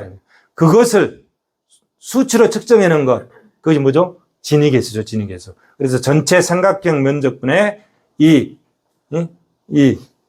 로렌츠 곡선 면적, 이게 진위계수잖아요. 자, 삼각형 OBC, 전체 면적이죠. OBC에서 G는 이 초승달 모양의 이 면적이잖아요. 로렌츠 곡선 면적. 이게 진위계수다 말이야, 진위계수. 이렇게 표시할 수도 있고. 전체 인구의 평균 소득 곱차 방법. 이게 진위계수고, 로렌츠 곡선을 활용한 진위계수. 그 다음에 실현 누진도 이렇게 측정할 수도 있단 말이에요. EP는 1-GB분의 1-GA. GB는 뭐죠? 과세 후의 진위계수. GA는 과세 전의 진위계수. 그래서 이 식을 이용해서 실현 누진도를 계산해 볼 수 있고, 베크만 오크너 지수. GB분의 GA-GB. 또 베크만 오크너는 또 이런 식을 만들어냈잖아요. 이 식을 통해서 뭘 한다? 불평등도를 측정해 본다 이런 얘기예요. 그 다음에 캐턴 포타 지수. KP는 1-CT분의 1-GB. 여기서 CT가 CT는 삼각형분의 활명형인데 진위계수하고 거의 비슷하잖아요. 거의 같은 유형인데 이거를 CT는 뭐라고 그랬습니까? 조세 집중 지수를 이용해서 측정하는 방법. 또 카와네 지수라고 해서 K는 CT-GB, 조세 집중 지수, GB는 과세 후 진위계수, 그 차이를 이용해서 카와네 지수. 그다음에 캐턴 포타 슈츠 지수라고 해서 또 이런 형태로 해서 측정해보고, 이런 걸 뭘 한다? 불평등도를 실무적으로 측정하는 방법이다 이런 얘기죠. 기본은 뭐죠? 기본은 이거지 뭐. 로렌츠 곡선을 이용해서 측정하고 있다. 또 넘어가서 조세 구조론에서 이제 2장 조세 재배분론 36분이니까 15분 더 해도 되죠. 조세 재배분론. 자, 조세 재배분론. 재배분 수단으로서의 조세. 분배의 불균등. 자, 분배의 불균등. 이 분배의 불균등을 시정하기 위해서 조세를 이용하는 거죠. 조세를 이용하잖아요. 세금을 무겁게 매겨서. 그래서 어떻게? 가처분 수준의 격차를 줄여주는 것. 그것이 뭐라고 했죠? 수직적 공평성을 달성해 준 거다. 그 수직적 공평성을 달성해주는 수단이 뭐다? 조세다, 이래. 조세다, 이래. 조세다. 그래서 이 조세는 누진세 제도에 의한 조세는 뭐다? 수직적 공평성을 뚜렷하게 나타내는 거지. 재분배 효과를 뚜렷하게 나타내 주는 거잖아요. 이 조세라는 거는. 그죠? 그 얘기예요. 그 얘기. 조세. 자, 조세. 그러면은, 자, 조세, 그 불평등도를 해소하는 방법은 조세만 있느냐? 그렇지 않죠. 조세도 있고, 경비를 통해서, 정부가 재정을 지출을 통해서 불평등도를 해소해 줄 수도 있는 거죠. 이렇게 조세는 돈이 정부에 들어오는 측면을 이용해서 불평등도를 해소하는 방법이고, 정부가 세금을 걷어서 돈을 쓰면서 불평등도를 해소하는 방법이죠. 그게 경비지출이죠. 경비정책, 재정지출이죠. 재정지출. 그 다음에 최저임금제를 통해서, 교육제도를 통해서, 금융제도를 통해서, 기타 사회정책적인 수단을 통해서 불평등도를 해소해 줄 수 있다. 이런 거죠. 그죠? 그 중에 대표적인 게 뭐다? 조세다. 아주 강력한 거죠. 조세가. 아주 강력한 거다. 그래도 여러분들은 한 달에 1,000만 원 벌겠습니까? 1억 벌겠습니까? 1억 버세요. 1,000만 원 벌어서 100만 원 소득 내고 900만 원 밖에 안 남잖아요. 1억 벌면 4,500만 원 세금 내고 5,500만 원이 남잖아요. 여러분들 세금 많이 내야 돼. 응? 많이 내라고, 세금을. 많이 내게끔 내가 목표를 잡고, 그리고 세금을 낼 때 막 부정과 비리로 막 어떻게 탈세하고 이렇게 살 필요가 없어. 법을 지키면서 객관적으로 하게. 그것이 오래 가요. 부정과 막 부풀려가지고 망한 회사가 어디요? 대우 금융중시였잖아요. 세계는 넓고 할 일은 많다. 그냥 자산이 이것밖에 없는데 자산이 이만큼 있다 해가지고 대출 뻥튀기로 받아가지고 그래서 다 망해본 거 아니야. 그런 식으로 살면 안 된다. 응? 그런 식으로. 중진국 대상의 기업들이 이제 그런 경우들이 많지. 근데 선진국 기업들은 그러지 않아. 있는 그대로. 비용은 비용대로 처리하고 수입은 수입대로 처리하고 있는 그대로. 예? 투명하게 갈 필요가 있다. 그래야 직원들하고 사장하고 사이도 좋은 거고. 그렇게 하면서 그래야 국가도 좋은 거고 여러분들도 좋은 거야. 근데 뭔가를 숨기고 뭔가를 편법을 쓰려고 하잖아요. 너무 복잡해. 그리고 내 머리가 너무 혼돈스러워. 응? 그럼 거기에 행복이 없는 거야. 일에 대해서 만족감이 없는 거야. 너무 피곤한 거예요. 그럼 오래 못 살아. 오래 못 살아. 여러분들 100살까지 살아야 되는데 그러면은 70까지밖에 못 산단 말이야. 오래 못 살아. 그러니까 투명하고 객관적으로 이렇게 하다 필요가 있다. 그러면서 세금 제일 많이 내야 된다. 이런 목표를 가지고 하다. 이렇게. 자, 한 사회의 재분배 효과, 소득 및 부의 분포 상태의 변동. 쭉 한번 보죠. 소득공제를 통해서 재분배 기능을 한다. 당연하죠. 소득세는 뭐라고 그랬습니까? 인세야, 인세. 물세가 아니고 인세. 자, 가계 측면에서 여러분, 자, 이걸 설명하니까 또 그리게 되네. 이게 자꾸 그리게 되죠. 이게 기업이고, 이게 가계야. 가계. 자, 시장이 이렇게 구성되어 있잖아요. 시장이. 예? 시장이. 이건 가계야. 개인이잖아요. 개인. 개인. 자, 이쪽 측면에서 바라보는 것. 이쪽 측면에서 바라보는 이 인세야, 인세. 이쪽 측면에서 바라보는 거. 이게 물세야, 물세. 다 그런 건 아니지만, 일반적으로. 여기는 인세야. 그러니까 소득세도 인세야. Y는 C 플러스 S. 그 다음에 지출세도 인세야. C는 Y 마이너스 S. 이거는 지출세잖아요. 지출세도 인세고, 소득세도 인세야. 인세라는 게 뭐죠? 사람 인자잖아요. 사람 인자. 사람 인자. 사람에 대해서 세금을 부과하는 거예요. 그렇기 때문에 어떻다? 사람에 대해서 공제를 해주는 거야. 그게 소득공제야, 소득공제. 이 소득공제를 통해서 뭐다? 부의 재분배 기능을 한다, 이런 얘기야. 그죠? 그런 것들이 구체적으로 이제 법에 나와 있는 것들, 이런 것들이 있다, 이런 얘기죠. 재분배 기능을 한다. 소득공제가. 기초공제, 배우자공제, 뭐 부양가족공제, 뭐 여러 가지 종류들이 있잖아요. 이 소득공제. 소득공제가 소득세의 재분배 기능을 담당하고 있다. 이것만 알면 돼요. 그 다음에 세액공제. 세액공제. 소득으로 공제하는 거야. 세액으로 공제해 주니까 얼마나 커요. 근로소득세액공제. 근로자는 너무 유리지갑 투명하잖아요. 근로소득세액공제를 해준다. 이것도. 이 세액공제도 소득세의 재분배 기능을 담당하고 있다. 이런 얘기요. 구체적인 방법은 밑에 이렇게 있다. 이런 얘기고. 그 다음에 세율. 어떤 세율을 채택하느냐. 재분배 기능이 있죠. 누진세 제도. 확연한 재분배 기능을 갖고 있는 게 누진세 제도잖아요. 조세가 재분배 기능을 담당한다고 그랬죠. 조세 중에서도 소득세. 소득세의 누진세율이 재분배 기능을 담당하고 있다. 누진세율 구조. 그죠? 세율. 그래서 세율 구조를 어떻게 설계하느냐에 따라서 재분배 기능을 담당하게 하느냐, 담당하지 않게 하느냐. 누진세로 하면 담당하고 역진세로 했다. 그러면 재분배 기능에 역행하는 거잖아요. 세율 구조를 어떻게 하느냐. 비례세로 했다. 그러면 뭐 재분배 기능은 별로 없는 거지. 그런 형태. 우리나라는 7단계 누진세 제도를 채택하고 있다. 세율 구조. 세율 구조는 첫 시간에 설명했었죠. 자, 소비세. 소비세는 어떻고? 쭉 가죠. 뭐 자산세는 어떻고? 쭉 가죠. 또 보유세는 어떻고? 쭉 가죠. 여기서 이제 하나만 더 보고 갈까요? 자, 이제 대충 자세히 개념만 설명하고 넘어가니까 여기서 보면 우리가 이치만 하나 깨우치고 갑시다. 자, 여기 보시면 자, 자산세 재분배 기능이거든요. 자산세. 자산이란 게 뭐야? 자산이란 게 여러분. 자, 자산세. 그러면은 자, 대차 대조표를 보시면 자, 이게 대차 대조표잖아요. 대차 대조표를 보시면 차변이 뭐예요? 차변이 자산이잖아요. 자산. 대변에 부채가 있고 자본이 있잖아요. 자본이 있죠.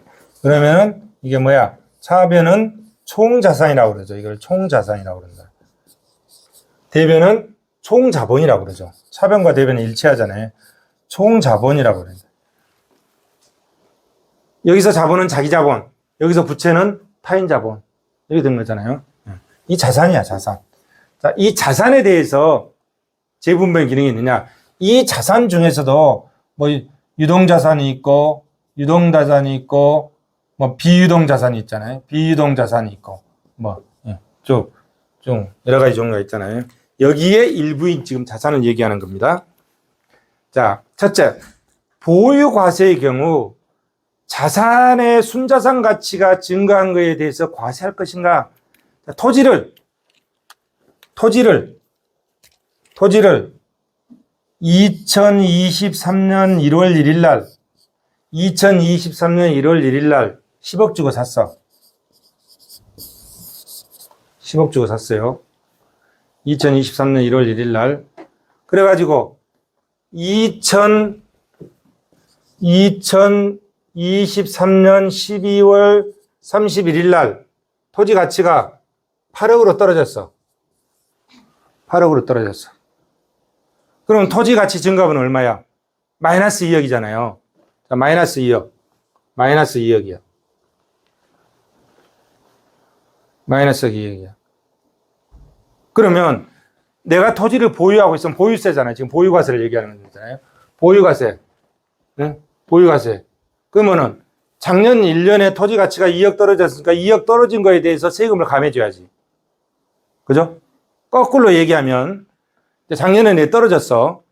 근데 만약에 2억이 올랐어. 2억이 올랐어. 떨어지죠. 2억이 올랐어. 그래갖고 토지 가치가 12억이 됐다.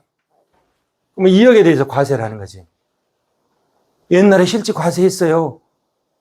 한때 그게 뭐죠? 토지초과 이득세. 여기 나와 있잖아요. 토지초과 이득세. 과세를 했어. 토지초과 이득세. 자, 봅시다. 토지초과 이득세. 토지 투기를 억제하고 재분배 효과 측면에서 땅값이 올랐으니까 세금 내는 거지. 확연해.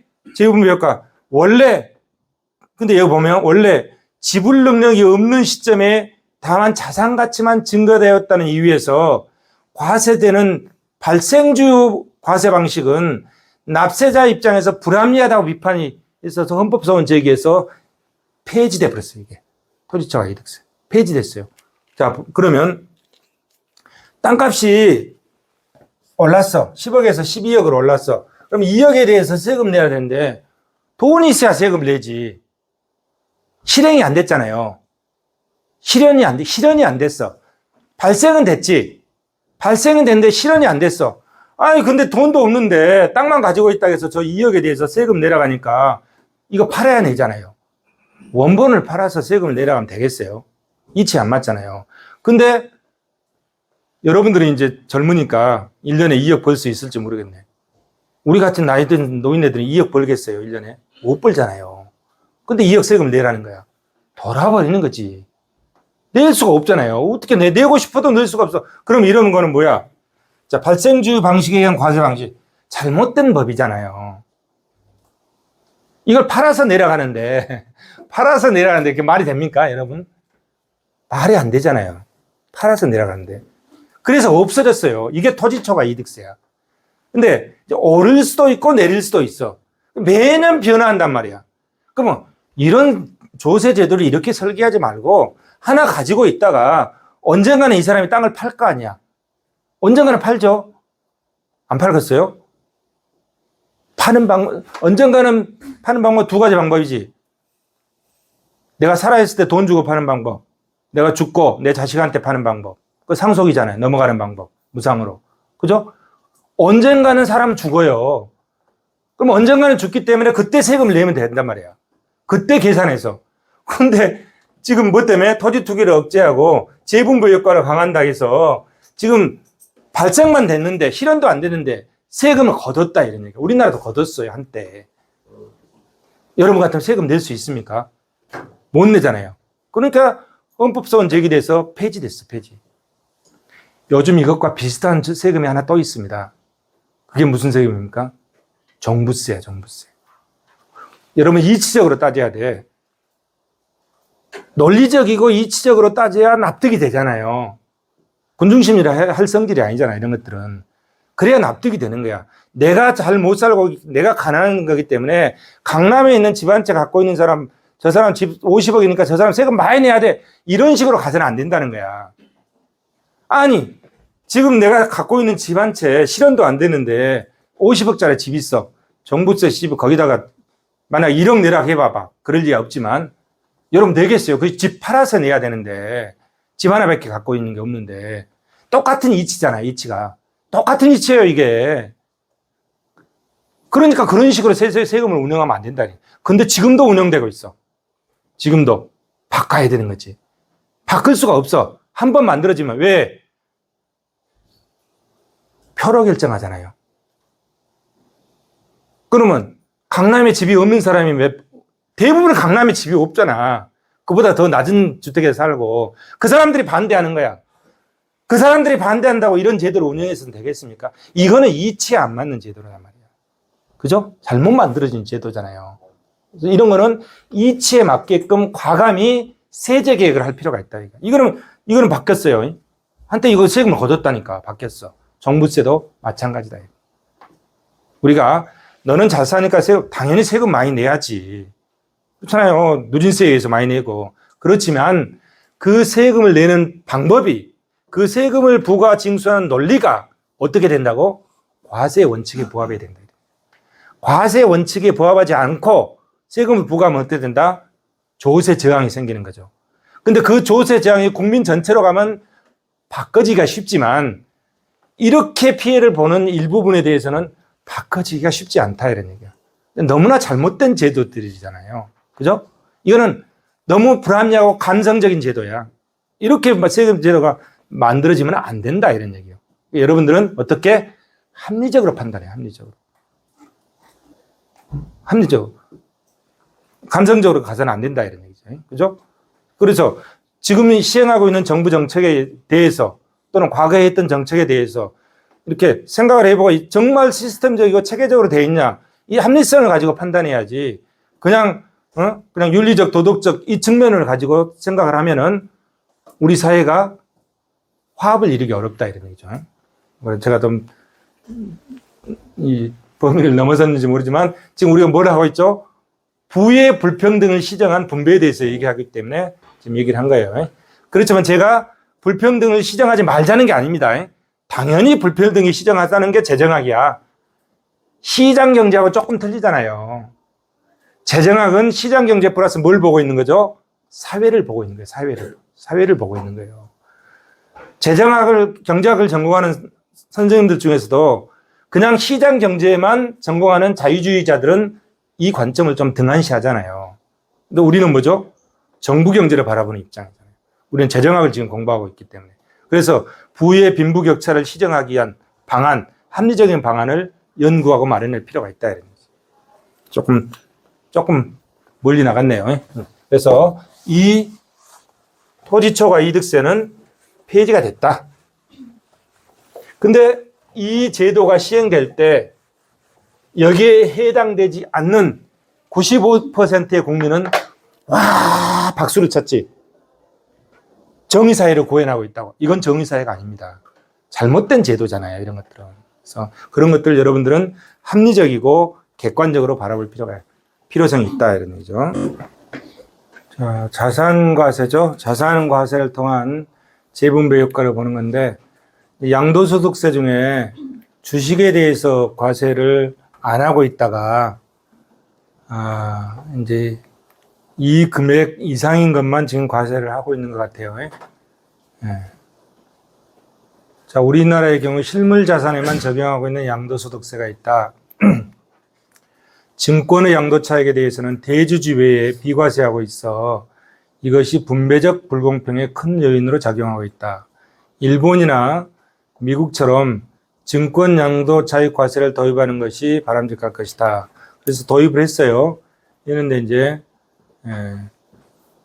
여기 보시면 연도별로 단계적으로 지금 시행을 하잖아요. 근데 이 이후에 이게 작년에 제가 뽑았던 자료인데 올해 자료를 지금 업데이트를 못했습니다. 또 바뀐 내용들이 또 있을 거예요. 어떻게 바뀌었는지는 여러분들이 확인해 보시면요. 세금 내는 게 맞잖아요. 예? 주식 팔아서 남은 게 있으면 소득 있는 곳에 세금이 있다. 세 번째 이제 상속세. 상속세는 자산 단계에서 미과세된 부분을 포함한다. 아까 말씀드렸듯이 토지초과 이득세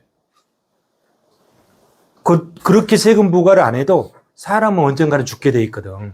안 죽은 사람 아무도 없잖아요. 죽을 때 세금 내고 간다 이런 얘기야. 세금 내야 천국에서 또 받아주잖아요. 세금 내고 간다. 근데 돈은 또 못 가고 가는 거더라고요. 다 세금 내고 간다. 그래서 상속세는 자산 단계에서 미과세된 부분을 보완하는 기능이 있다. 그래서 보니까 우리나라 상속세가 한 1.9% 된 것 같아요. 그러니까 400조 중에 1.9% 정도가 상속세야. 미미하잖아요. 2% 정도니까. 2020년 기준으로 봤을 때. 그래서 재분배 효과가 미미하죠, 사실은. 상속세가 미미하다, 이런 얘기예요.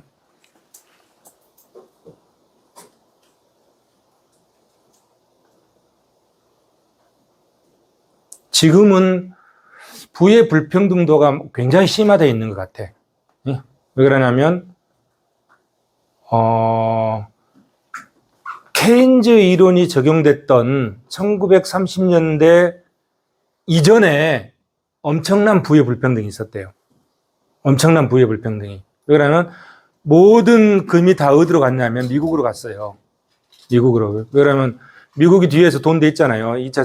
1차 세계대전, 1914년에 1차 세계대전이 발발하고 1918년에 종료가 됐잖아요. 그때 미국은 참전을 안 했어요. 참전을 안 하고 어디냐면 영국에 뒷돈 내주는 거예요. 그러니까 참전국들이 무기를 사고 뭘 하려고 하면은 돈을 대야 되는데 그때 금이 다 어디로 간 거죠? 미국으로 들어온 거예요. 미국이 엄청 화학을 누렸어요. 그러다가 어떻게 되죠? 1929년에 폭삭해버렸잖아요. 폭삭. 공급은 스스로 수요를 창출한다. 세이 이론이 확 가버린 거지. 그래가지고 나온 게 이제 케인즈 이론이잖아요. 그러면서 케인즈 이론으로 정부가 시장에 개입하기 시작한 거죠. 시작해서 그때부터 1960년도까지는 부의 불평등이 굉장히 완만했어요. 완만하다가 1970년대 들어서 오일 쇼크가 나고 스태그플레이션이 발생하면서 뭐가 들어간 거죠? 신자유주의가 다시 들어왔잖아요. 하이에크가 75세에 노벨 경제학상을 받았어요. 1974년도에 퇴직하고 나서 집에 가서 쉬고 있을 때 받았어요. 그 하이에크의 신자유주의 이론이 저번 시간에 얘기했지만 하이에크는 케인즈에 가려서 평생을 비주류로 살았어. 그러다가 75세에 노벨 경제학상 받고 1970년대 하반기 80년대부터 해서 하이에크의 이론이 세계를 지배를 했어요. 그게 뭐죠? 신자유주의 이론이야.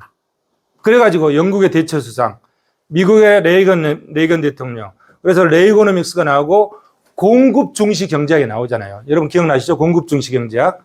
네? 이론 나시죠? 케인즈 이론은 뭐예요? 유효수요 이론이 있잖아요. 고전학화 이론은 공급 중시잖아요. 그래서 신자유주의가 공급 중시 경제에 나오면서 언제까지 했죠? 그것이 2008년도 서브프라임 모기 사태까지 신자유주의가 빛을 본 거죠. 그러면서 어떻게 되죠? 부의 빈부격차가 엄청나게 심해졌어. 그렇게 가만히 보면은 정부가 시장에 개입했을 때 소득의 불균등이 더 완화됐던 것 같아요. 그리고 정부가 시장에서 조금 발을 띄고 나가면서 시장에다 맡겨놓는 순간 어떻게 되죠? 시장은 공평성으로 가는 게 아닙니다. 시장은 뭐 들어가죠? 효율성으로 가는 거예요. 공평성은 누가 해주는 거죠? 정부가 해주는 거예요. 시장은 공평성을 절대 찾아가지 않아요. 시장은 아까 뭐라고 했죠? 기업은 이윤극대화, 가게는 효용극대화, 이기성의 바탕을 두고 간다. 이기성의 바탕을 두고. 근데 시장에다 맡겨놓은 순간 신자유주의의 빈부격차 너무 벌어져가지고 지금도 빈부격차가 너무 심하잖아요. 옛날에는 우리나라 연봉 제일 많은 사람이 뭐 몇십억 이랬어. 이제 수백억씩 됩니다. 대기업 회장도 수백억씩 돼요. 그게 이제 자연스럽게 다 받아. 여러분, 가면 여러분이 1년에 1억 벌기 위해서 엄청 고생할 거라고. 엄청 고생할 거라고. 저분은 300억, 500억 가져가, 한 달에.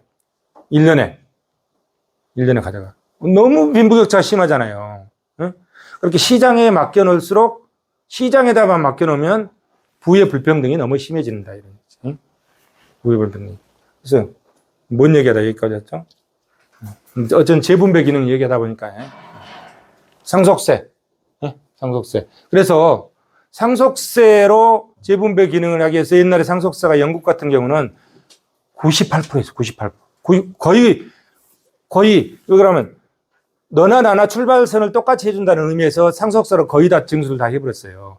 그러다가 그 신자유주의 시대에 하이에크 이론이 들어오면서 세금이 확 깎였어요. 소득세도 미국의 소득세 최고세율이 80%였다가 몇 프로로? 40%대로 깎였어. 그거는 바람직하게 간 것 같아. 그런 부분은. 그렇게 신자유주의자가 신자유주의 이론이 무조건 비판만 할 게 아니에요. 우리 시장을 합리적인 방향으로 조정해 준 측면이 있어요. 긍정적인 측면이 항상 있어. 그렇잖아요. 이게 보수나 진보나 양쪽이 어느 게 옳고 나쁘다 이런 게 아니잖아요. 이게 균형을 맞춰서 가야 되는 건데 그런 부분에 좋은 장점도 많이 있어요. 근데 부의 불평등 측면에서는 시장에다 맡겨놓으니까 너무 심화됐다 이런 얘기지. 너무 심화됐다. 그래서 그거를 어떻게 줄여서 수직적 공평을 달성해 줄 것이냐. 그 문제들이죠. 재분배 기능, 상속세, 죽을 때 돈 내고 간다 이런 얘기야. 자, 앞에 있던 거. 자, 상속세 1.9% 여기 나오죠? 상속세 어디 있어? 여기 나오잖아요. 상속세 1.9%. 국세 중 1.9%. 100% 중에 1.9%. 미미하잖아요. 자, 그 다음에 조세 지출. 아까 조세 지출이라는 개념 설명했죠? 자, 재정 지출이면 재정 지출이고, 조세 수입이면 조세 수입이지. 왜 조세 지출이라는 용어를 썼을까? 조세 지출은 세금이 정부에 갔다가 다시 나한테 온다는 논리다. 근데 그 과정을 생략했다. 그래서 조세 지출이다. 그럼 뭐다? 비과세, 감면, 이런 것들은 뭐다? 조세 지출이라고 한다. 개념이 이해되시죠? 조세 지출. 자, 조세 지출. 사실상 징수해야 할 조세를 징수하지 않은 것이다. 세수 측면에서 세수 감소가 일어난다. 민간 입장에서는 조세가 지출된 액수만큼 절세를 한 셈이지만 정부 입장에서는 거두어야 할 세금을 안 거둔 것이다. 조세 감면액만큼 정부가 민간에게 지출한 것이나 다름없다 이런 얘기지. 우리 회사도 좀 이런 것 좀 해줬으면 좋겠어. 조세 지출은 민간에게 보조금을 간접적으로 지출한 것이다. 그래서 조세 지원이라는 표현도 쓴다. 정부의 직접 지출은 예산 규모를 증대시키지만 간접적인 조세 지출은 세수를 감소시킨다. 이걸 합리적으로 조정할 필요가 있을 것 같아요. 우리나라가 개발도상국일 때 경제 발전을 위해서는 이런 것들이 굉장히 필요했었죠. 근데 그때 만들어 놓은 조세 감면 규제법 등에 의한 이런 제도들이 제대로 정비가 잘 안 되고 있는 부분도 있는 것 같아요. 그래서 이 조세 지출은 어떡하죠? 정부 예산 편성할 때 국회에 보고를 합니다. 매년 어느 정도 되는지, 이 규모가 국회에 보고하게 됐죠. 자, 조세 지출의 개념, 우리 다 설명했죠? 개념만 이해하시면 되죠, 뭐. 설명했죠. 자, 조세 지출의 목적. 첫째, 투자의 촉진과 자본 축적, 개발도상국 시대죠. 경제 발전을 위해서 필요했다, 이런 얘기, 이런 것들은. 더 열심히 했을 거 아니에요. 더 열심히 하는 사람한테는 이런 특혜를 주겠다, 이런 얘기야. 그래서 얼마나 더, 우리 선배들이 얼마나 열심히 했어. 그래서 우리가 지금 있는 게 아니에요. 둘째, 교육, 국민보건, 사회복지의 실현, 이런 것에 조세 지출의 목적이 있다. 조세 지출의 목적. 조세 지출은 일종의 세원 탄리 현상에 불과하다. 즉, 포괄적인 소득세 과세 표준에서 이미 탈세, 실물 경제 활동에서의 측정이 곤란하다. 양도소득세, 귀속소득, 지하경제, 이런 것 다 이미 그 세원은 빠져나가 있으며 조세 감면 조치로 말미암아 거둬들여야 할 조세가 징수되지 않음으로써 세원이 다시 한번 탄로됨을 써리는 지적하고 있다. 비판. 최근 각종 조세의 민간 지원 조치는 배분의 비효율성과 불공평성을 초래한다. 왜 우리 회사는 안 해줘? 저희 회사는 해주고. 기분 나쁘잖아요. 공평하지 않다고 느끼는 거지. 민간 경제에 대한 조세 우대 조치가 그 시효가 지나 소기의 효과를 이미 달성하고 지금은 기대할 수 없는데 지금도 해주고 있는 경우들이 있다. 이런 얘기예요. 한번 제도가 만들어지면 바꾸기가 쉽지가 않잖아요. 여건 변동으로 인해서 정책 목표와 모순되는 결과를 가져올 수도 있는 것이다. 조세 특별 조치의 역기능을 방치한다면 국민 경제적으로 부정적인 효과가 발생한다. 그래서 적절한 대책이 필요하다. 이런 얘기죠. 자, 조세 지출의 형태, 직접 감면, 소득공제, 세액공제, 국공채 및 예금이자에 대한 비과세, 특수법인 및 공익법인에 대한 면세, 전략산업에 대한 조세 유예, 이런 직접 감면 조치들. 이게 다 조세 지출이에요. 간접 감면, 각종 준비금 제도와 특별상각 제도 이런 것들은 간접 감면에 의한 조세 지출 형태다. 자, 조세 지출의 추세. 미국의 경우 첫째, 개인소득세 인적공제로서 쭉 하고 있고, 둘째, 소득공제로 쭉 하고 있고, 셋째, 장기적인 자본소득에 대해 세제를 우대하고 있다.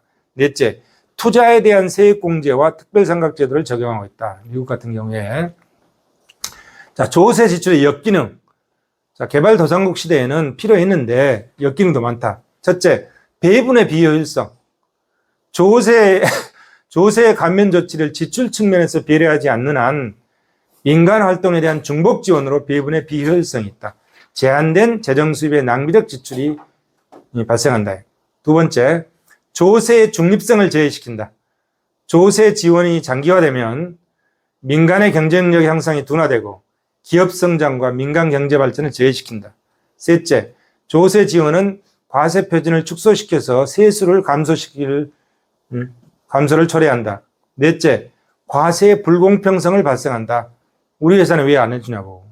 이런 얘기죠. 다섯째, 소득의 불균등 분배 조장을 할 우려가 있다. 여섯째, 특정 산업 및 특정 기업에 대한 조세 우대는 기업 간의 경쟁 중립성도 제외된다. 그렇잖아요. 세금을 감면해 준 건 얼마나 큰 혜택이에요. 그래서 경쟁 중립성도 제외된다. 불필요한 조세 지원은 철폐하고 조정할 필요가 있다. 자원 배분의 효율화라는 정책적인 가치가 중시되는 상황이다. 과세 중립성 명제를 조세 정책의 이념으로 조세 지출의 역기능에 대한 면밀한 검토가 필요하다. 조세 지출의 대안, 조세 감면 규제법을 조정할 필요가 있다. 법을 손질할 필요가 있다. 최저한 세제 도입, 한국은행도 세금 내잖아요. 최저한 세제로 5%인가요? 자, 국민계세주의, 소득이 있는 곳에 세금이 있다. 다 내야 된다. 근데 소득세도 실질적으로는 거의 한 45%, 50%는 소득세 안 내죠. 감면되잖아요. 이 감면 제도에 의해서. 조세 지출 예산 제도.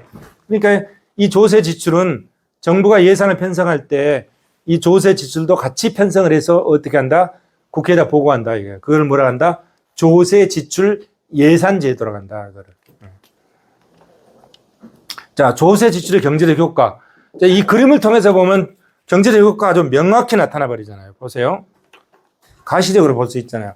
자, 이 그림에서 보면 세금을, 이거 뭐예요? Y제죠? Y제면 옷이고, X제면 쌀이잖아요. 쌀과 옷.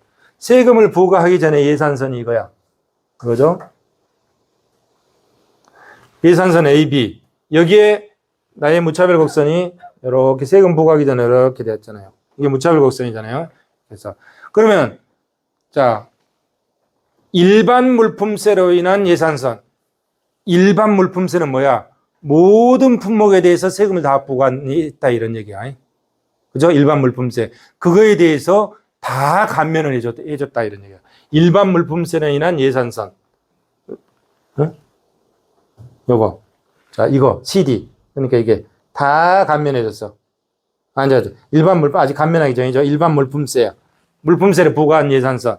이렇게 돼. 그러면은 이제 예산 집합이 세금 부과하기 전에는 이만큼 됐는데, 어? 세금 부과하고 나니까 예산 집합이 쪼그라들어가지고 이거밖에 안 돼, 내 거는. 그죠? 이거밖에 안 돼. 예산 집합이 쪼그라들었잖아요. 그러면 여기에 뭐요?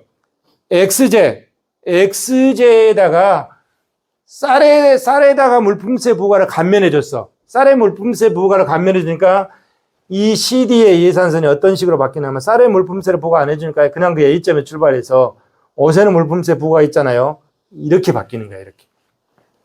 이렇게 바뀌어. 그러면, 자, 감면을 안 해줬을 때 예산선, 이렇게, 무차별 곡선, 이렇게 됐죠? 이렇게. 쌀에다만 감면해준 무차별 곡선, 이렇게 바뀌었어. 그럼 어떻게 돼? 세금 부과하지 않았을 때 무차별 곡선이 제일 박혀 있죠. 이게 효용이 제일 크죠? 그 다음에, 둘 다 세금 부과했을 때 무차별 곡선, 여기죠? 쌀에다가 세금 부과 안 하니, 쌀에다가 세금 부과 안 해, 감면해줬죠. 무차별 곡선. 이렇게 왔죠. 그럼 어떻게? 무차별 곡선 속성, 원점에서 멀어질수록 효용은 커진다. 세금 부과 안 했을 때 효용이 제일 크죠? 둘 다 세금 부과했을 때 효용이 제일 작아지죠? 쌀에 대해서 면세를 해주니까 무차별 곡선 더 밖으로 나가죠? 그러면 효용이 더 커지잖아요. 조세를 감면해주면 어떻다? 효용이 더 커진다 이런 얘기야. 경제적 효과. 그림으로 명백히 나타나잖아요. 그죠? 조세 감면에 의한 조세 지출의 경제적 효과. 명백히 나타나죠.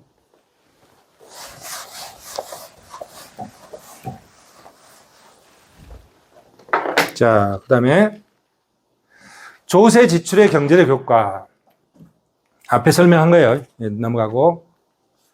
그 다음에 조세 지출 예산 제도. 이거는 정부가 국회에다가 보고하는 것을 예산 제도라고 그랬죠. 조세 지출 예산 제도. 조세 지원의 역기능을 근본적으로 제거할 수 있는 강력한 수단 하나로서 조세 지출 예산 제도가 제시되고 있다. 조세 지출 예산은 조세 지원의 내용을 직접 지출 예산에 계상함으로써 하나의 목표를 위한 지원 수단의 중복을 회피하는 데 그 목적이 있다. 예를 들면 서민주택 건설을 촉진하기 위해서 보조금 지급이 수행되는 여건에서 서민주택의 특별상각 조치가 세제 측면에서 배려된다면 이는 이중효과다 이런 얘기야. 이중효과다. 조세 지출 예산 제도의 효과. 첫째, 조세가 감면되는 내용과 금액을 지출 예산에 그대로 계산해서 반영한다. 둘째, 중복 지원, 불필요한 과대 지원 등을 밝힌다. 셋째, 조세 지출 예산의 집행은 조세 감면에 기인한 수직적, 수평적 불공평을 완화시킨다. 넷째, 조세 지출의 효율화와 조세 제도의 개선은 세수의 증대, 재정 수요를 원활하게 충당할 수 있다. 다섯째, 조세 지출 예산의 효과 중 가장 중요한 것 중에 하나로서 세원 탈루를 방지할 수 있다. 이런 효과들이 있다. 자, 조세 지출 예산의 특성, 조세 지출의 특성, 조세 지출의 특성, 조세 지출 예산 제도의 특성, 조세 지출 예산 제도의 문제점. 우리나라는 1999년도부터 이 제도를 도입해서 시행한 후 조세 지출 비율이 꾸준히 감소하고 있다. 다 됐나요?